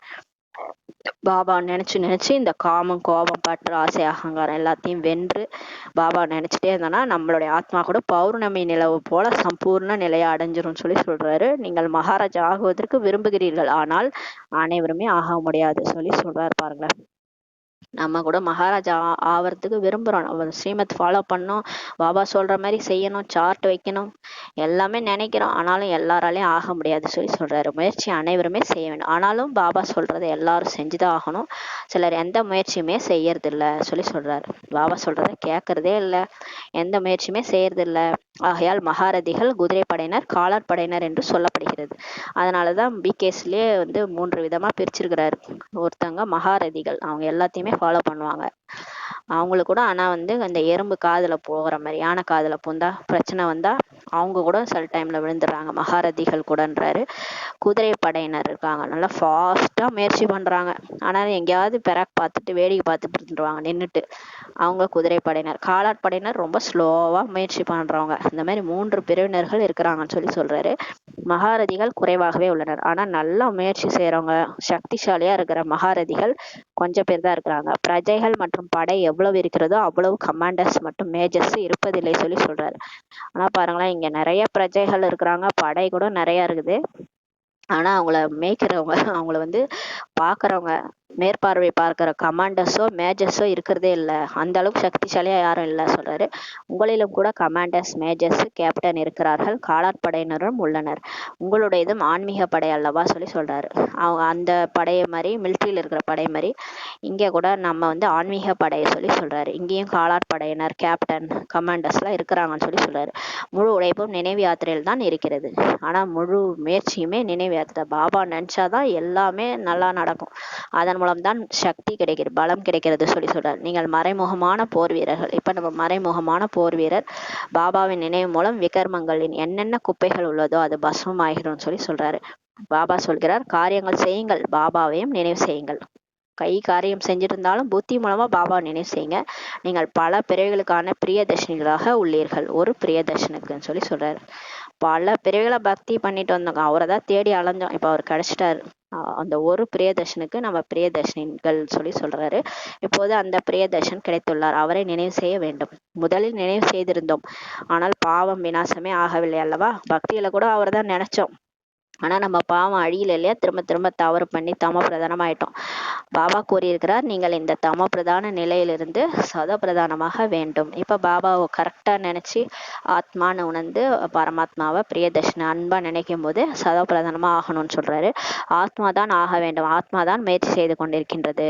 இந்த சரீரம்லாம் ஆகாது, ஆத்மா நம்ம தான் ஆகணும். பாபா நினைச்சு நினைச்சு இப்ப ஆத்மா தான் முயற்சி பண்ணிட்டு இருக்குது. ஜென்மத்தினுடைய அழுக்கை நீக்க வேண்டும், பாவத்தை நீக்கணும்னு சொல்லி சொல்றாரு. இது மரண உலகத்தின் கடைசி ஜென்மம், அமரலோகத்திற்கு பிறகு செல்ல வேண்டும் சொல்லி சொல்றாரு. இதுதான் நம்மளுடைய கடைசி பிறவி. இப்ப நம்ம சொர்க்கலோகத்துக்கு போகணுன்றாரு. ஆத்மா தூய்மையாகாம போக முடியாது, கணக்கு வழக்கு எல்லாத்தையும் முடிச்சுட்டு தான் செல்லணும். அவ்வாறு இல்லாமல் தண்டனை அடைந்து சென்றால் பதவியை குறைந்து விடும் சொல்லி சொல்றாரு. நம்ம கணக்கு வழக்கம் முடிக்கல, பாபா நினைக்கல அப்படின்னா தண்டனை அடைஞ்சுதான் போகணுன்றாரு. யார் தண்டனை அடையவில்லையோ அவங்க 8 மணி மாலைக்குரியவர்கள் என்று சொல்லப்படுகிறது. நிறைய முறையில சொல்லியிருக்காரு இல்லையா, 8 நட்சத்திரம், 8 8 பேர் தான் வந்து பாஸ்வித் ஆகுறாங்க. தண்டனை அடையிறதே இல்லை பாபாட்ட. பாபா தர்மராஜரே வந்து சல்யூட் அடிப்பார் அவங்களுக்கு. எந்த தண்டனையும் அடையாம பாபா நினைவுலே சரீரம் விடுறவங்க 8 பேர் தான். அதனாலதான் நவரத்ன மோதிரம் கூட உருவாக்குறாங்க இல்லையா. அதுல 9 நவரத்னங்கள்ல 8 பேரு +1 வந்து சிவபாபா ஒருத்தர். அந்த 8 இவங்க தான் ட்ரிபுனல் கோர்ட்ல உட்காருவாங்க தர்மராஜபுரியிலன்னு சொல்றாரு பாபா. அதே போல ஆக வேண்டும் என்றால் பாபாவை நினைவு செய்தல் மிகவும் உழைக்க வேண்டும் சொல்லி பாபா சொல்றாரு. ஆனா 8 ரத்னங்கள்ல நான் வரணும் அப்படின்னு நீங்க நினைச்சீங்கன்னா பாபாவை நிறைய நினைக்கணும், அதுலதான் உழைக்கணும்னு சொல்லி பாபா சொல்றாரு. நல்லது. இனிமையான காணாமல் போய் கண்டெடுக்கப்பட்ட செல்லமான குழந்தைகளுக்கு தாயும் தந்தையுமாகிய பாப் தாதாவின் அன்பு நினைவுகள் மற்றும் காலை வணக்கம். ஆன்மீக குழந்தைகளுக்கு ஆன்மீக தாய் தந்தையின் நமஸ்தே. நம் ஆன்மீக குழந்தைகள் ஆன்மீக தாய் தந்தைக்கு நமஸ்தே. தாரணைக்கான முக்கிய சாரம்: சங்கம யுகத்தில் தன்னை டிரான்ஸ்ஃபர் செய்ய வேண்டும். படிப்பு மற்றும் தூய்மையின் தாரணை மூலம் தன்னுடைய கேரக்டரை மாற்ற வேண்டும். டிரான்ஸில் செல்வதற்கான விருப்பம் வைக்க வேண்டாம். 2வது பாயிண்ட்: சரீர நிர்வாகத்திற்காக கர்மம் செய்ய வேண்டும், தூக்கமும் வேண்டும். இது அடயோகம் இல்லை, ஆனால் நினைவு யாத்திரையை ஒருபோதும் மறக்கக்கூடாது. யோக யுக்த நிலையில் இருந்து அப்படி சுத்தமான உணவை சமயங்கள் மற்றும் பரிமாறுங்கள். அதை சாப்பிடுவர்களுடைய இருதயம் கூட சுத்தமாகி விட வேண்டும் சொல்லி பாபா சொல்றாரு. இந்த தாரணை பாயிண்ட்டை நம்ம வந்து நாள் முழுதும் தாரணை செய்யணும். அந்த முழு நாள் நான் இந்த மாதிரி இருந்தேனா இதுக்கப்புறமும் அதே மாதிரி தான் இருக்கணும். இன்னைக்கு மட்டும் அதை ஃபாலோ பண்ணிட்டு நாளைக்கு விட்டுறலாம் அப்படி கிடையாது. பாபா என்ன சொல்றாரோ சேர்த்து வச்சுக்கிட்டே வரணும். அதை அப்படியே புத்தியில வச்சுட்டு ஃபாலோ பண்ணிட்டே வரணும்னு சொல்லி சொல்றாரு. இப்போ உணவு வந்து அவர் நினைவுல இருந்து சமைச்சு மற்றவங்களுக்கு பரிமாறுங்கன்னு சொல்லியிருக்காரு. அந்த பாயிண்ட்டை நம்ம தினம் ஃபாலோ பண்ணணும். அது மாதிரி கர்மம் செய்யணும், தூக்கமும் இருக்கணும், ஆனாலும் பாபா 8 மணி நேரம் நினைக்கணும்னு சொல்லியிருக்கிறாரு. வரதானம்: தன்னுடைய சூட்சும சக்திகள் மீது வெற்றி அடைந்து ராஜ ரிஷி சுயராஜ்ய அதிகாரி ஆத்மா ஆகுகன்ற வரதானம் கொடுக்குறாரு. நம்மளுடைய சூட்சும சக்திகள் மூலமா வெற்றி அடைஞ்சு ராஜ ரிஷி, நேத்து கூட சொன்னார் இல்லையா ராஜ ரிஷி ஆகுங்கன்னு, அந்த ராஜ ரிஷி சுயராஜ்ய அதிகாரியா ஆகுங்கன்ற வரதானம் கொடுக்குறாரு. கர்மேந்திரியத்தை வெல்பவராக ஆகுவது என்பது சுலபமாகும். நம்ம இந்த கை கால் கண்ணு காது மூக்கு இதெல்லாம் நம்ம வந்து வென்றுடலாம். அது நம்ம இப்போ வந்து கண்ணை வந்து நம்ம கண்ட்ரோல்ல வச்சிருக்கலாம். டிவி பார்க்கக்கூடாது, அதை பார்க்கக்கூடாது, பாபாவை மட்டும் பார்க்கணும் அப்படின்னா அது போக போக வந்துடும். அது மாதிரி வாய் கூட இதை சாப்பிடாத அதை சாப்பிடாதன்னா நம்ம கண்ட்ரோல்ல வச்சிருந்தோம்னா வந்துடும். காது கூட நம்ம தேவையில்லாத விஷயத்த மூடிக்கலாம். யாராவது சொன்னாங்கன்னா நம்ம கேட்காம அப்படியே புத்தியை பாபாட்ட நினைச்சிட்டே இருந்தோம்னா கூட அதெல்லாம் கூட வென்றுடலாம். ஆனா இந்த மனசு புத்தி சம்ஸ்காரம் இருக்க பாருங்க, இதை நம்மளால வெல்லவே முடியாது. அது ரொம்ப கஷ்டம். அதுதான் சொல்றாரு, மனசு புத்தி சம்ஸ்காரம் ஆகிய இந்த சூட்சமமான சக்திகள் மீது வெற்றியாளர் ஆக வேண்டும் சொல்லி சொல்றாரு. தன்னுடைய சூட்சும சக்திகளே இந்த மனசு புத்தி சம்ஸ்காரம் தான். அதை நல்லபடியா பயன்படுத்தணும்னா அது சக்தியா வேலை செய்யும். அதை சரியா நம்ம பயன்படுத்தணும்னா இந்த பாருங்க நம்ம எப்படி இருக்கிறோம். நம்ம அந்த மனசு புத்தி வீணா போனதுனாலதான் நம்ம இந்த கலியுகத்துல இந்த மாதிரி ஆயிட்டோம் இல்லையா. அந்த மனசு புத்தி சம்ஸ்காரத்தை சூட்சமமான சக்திகள் மீது வெற்றியாளர் ஆகணும்னு சொல்லி பாபா சொல்றாரு. இது சூட்சமமான பயிற்சி ஆகும். ஆனா இது சூட்சமா நீங்க பயிற்சி பண்ணணும். எந்த நேரம் எந்த சங்கல்பம் எந்த சம்ஸ்காரத்தை எமர்ஜ் செய்ய விரும்புகின்றீர்களோ அந்த நேரம் அதே சங்கல்பம் அதே சம்ஸ்காரத்தை சுலபமாக தன்னுடையதாக ஆக்க வேண்டும் சொல்லி சொல்றாரு. பாருங்க, அந்த ஒரு நொடி பறந்தாமனா மனசு பறந்தாம போகணும். சமைக்கும் போது ஒரு நொடி பாபா நினைவு, எந்த நேரம் பாபா நினைவு. மனசுக்கு கட்டளையிட்டணும், புத்திக்கு கட்டளையிட்டணும். ஒரு நிலைப்பட்டு நீ பாபா நினை, கை மூலமா நான் சமைச்சிட்டு இருக்கணும். அந்த மாதிரி சங்கல்பம் செய்யணும், எமர்ஜ் பண்ணணும். அதை எமர்ஜ் பண்ணி அந்த மாதிரி அந்த சம்ஸ்காரத்தை சுலபமா தன்னுடையதை ஆக்கணும். இதை சூட்சும சக்திகள் மீது வெற்றி அடைந்த ஸ்திதி, அதாவது ராஜ ரிஷி ஸ்திதி என சொல்கின்றோம் சொல்லி பாபா சொல்றாரு. இந்த மாதிரி யாரெல்லாம் பிராக்டிஸ் பண்றாங்களோ பாபா நினைவுல இருந்து ரொம்ப நேரம் அங்க இருக்கிறது, பரந்தாமத்துல இருக்கிறது, அந்த மனசு புத்திய கண்ட்ரோல்ல கொண்டு வர்றது, இதுதான் வெற்றி அடைந்த ஸ்திதி. அவங்களதான் ராஜ ரிஷி ஸ்திதின்னு சொல்றோம்னு சொல்லி சொல்றாரு. இப்பொழுதே ஒருமுகப்படுங்கள் என்று ஒருவேளை சங்கல்ப சக்திக்கு கட்டளை பிறப்பித்தீர்கள் என்றால் ராஜாவின் கட்டளையை அந்த நொடியை அவ்விதமே ஏற்றுக்கொள்ள வேண்டும் சொல்லி சொல்றாரு. நம்ம மனசு கண்ட்ரோல் இருக்குதான்னா நீங்க ஒரு முறை கட்டளையிட்டு பாருங்க. ஒரு செகண்ட்ல பறந்தாம போ, வரவே கூடாது, அங்கதான் இருக்கணும். ஒரு 1/2 மணி நேரத்துக்குன்னு சொல்லணும். அது நீங்க மட்டும் செக் பண்ணி பாருங்க, அது இருக்குதான்ட்டு. இருக்கவே இருக்காது, கீழே ஓடியாந்துரும். சமைக்கணும் போகணும் அது இதுன்னு அந்த மனசு புத்தி என்ன பண்ணும், இங்கேயேதான் சுத்திட்டு இருக்கும். அதை நீங்க ஒருமுகப்படுத்துங்கன்னு சொல்லி சொல்றாரு. அந்த மாதிரி கட்டளை பிறப்பிச்சு ராஜாவாகி நீங்க கட்டளை பிறப்பிச்சு அந்த நொடியை அது ஏற்றுக்கொள்ளணும்னு சொல்லி சொல்றாரு. அந்த மாதிரி சக்திசாலியா இருக்கிறீங்களா, இதுவே ராஜ்ய அதிகாரத்தின் அடையாளமாகும் சொல்லி சொல்றாரு. இதுதான் ராஜ்ய அதிகாரம். இதுதான் சுயராஜ்ய அதிகாரி. இந்த மாதிரி யார் இருக்கிறாங்களோ அங்க லட்சுமி நாராயணா ஆக முடியும். அங்க எல்லாருமே அவங்க கண்ட்ரோல்ல தான் இருப்பாங்க. அதுதான் அந்த மாதிரி யார் ஆகி போறாங்களோ அவங்கதான் லட்சுமி நாராயணா ஆக முடியும். அதான் சொல்றாரு, இதுவே ராஜ்ய அதிகாரத்தின் அடையாளமாகும்.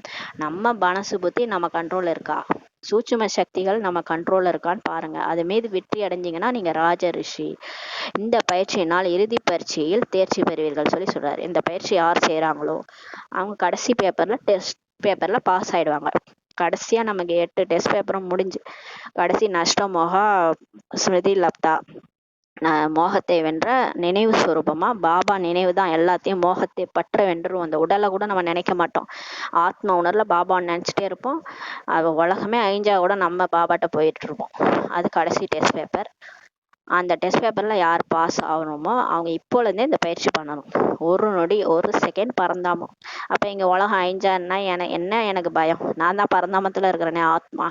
எது அழிஞ்சாலும் எனக்கு கவலை கிடையாது, உடம்பே அழிஞ்சாலும் கவலை கிடையாது, உலகமே அழிஞ்சாலும் கவலை கிடையாது. அந்த பயிற்சி யார் அதிகமா செய்யறாங்களோ அவங்க இந்த இறுதி டெஸ்ட் பேப்பர்ல பாஸ் பண்ணுவாங்கன்னு சொல்லி சொல்றாரு. ஸ்லோகன்: சேவைகளினால் என்ன ஆசீர்வாதங்கள் கிடைக்கின்றனவோ இவைதான் அனைத்தையும் விட பெரிதிலும் பெரிய பரிசாகும் சொல்லி சொல்றாரு. இப்ப நம்ம சேவை செய்யறோம் இல்லையா, இந்த ஞானத்தை போய் எல்லாருக்கும் சொல்றோம். சேவையே நம்ம 4 விதமா இருக்கு: சுய சேவை, மனசா சேவை, நம்ம வார்த்தைகள் மூலமா ஞானம் சொல்றது, மற்றும் நம்ம கர்மங்கள் மூலமா கர்மனா சேவை, நம்ம போய் சமைச்சு போடுறது, பாபா நினைவுல சமைச்சு எல்லாருக்கும் போக வைக்கிறது, அப்புறம் சென்டர்ல போய் ஏதாவது காரியங்கள் செய்யறது, எல்லாமே கர்மனா சேவை. இந்த மாதிரி எந்த சேவை செஞ்சாலும் நமக்கு பரிவாரத்திட்ட இருந்து ஆசீர்வாதம், நம்ம மனசு ஒரு ஆசீர்வாதம் கொடுக்கும், பரிவாரத்திட்ட இருந்தும் ஆசீர்வாதம் கிடைக்கும், பாபாட்ட இருந்தும் ஆசீர்வாதம் கிடைக்கும். இந்த சேவை செய்யறதுனால என்னென்ன ஆசீர்வாதம்லாம் உங்களுக்கு கிடைக்குதோ இவைதான் எல்லாத்தையும் விட பெரிதிலும் பெரிய கிஃப்ட்ன்னு சொல்லி பாபா சொல்றாரு. இதுதான் பெரிய கிஃப்டே, இதன் மூலமா தான் நீங்க வளர்ச்சி அடைஞ்சு போறீங்கன்னு சொல்லி பாபா சொல்றாரு. கடைசியா நமக்கு பாபா கிஃப்ட் கொடுப்பன்றாரு. இதுதான் நம்ம இப்ப என்ன செய்யறோமோ அதுக்கான கிஃப்ட் நமக்கு கொடுப்பான்னு சொல்லி பாபா சொல்றாங்க. ஓம் சாந்தி. நன்றி பாபா, நன்றி ராமா, நன்றி பரிவாரம். ஓம் சாந்தி.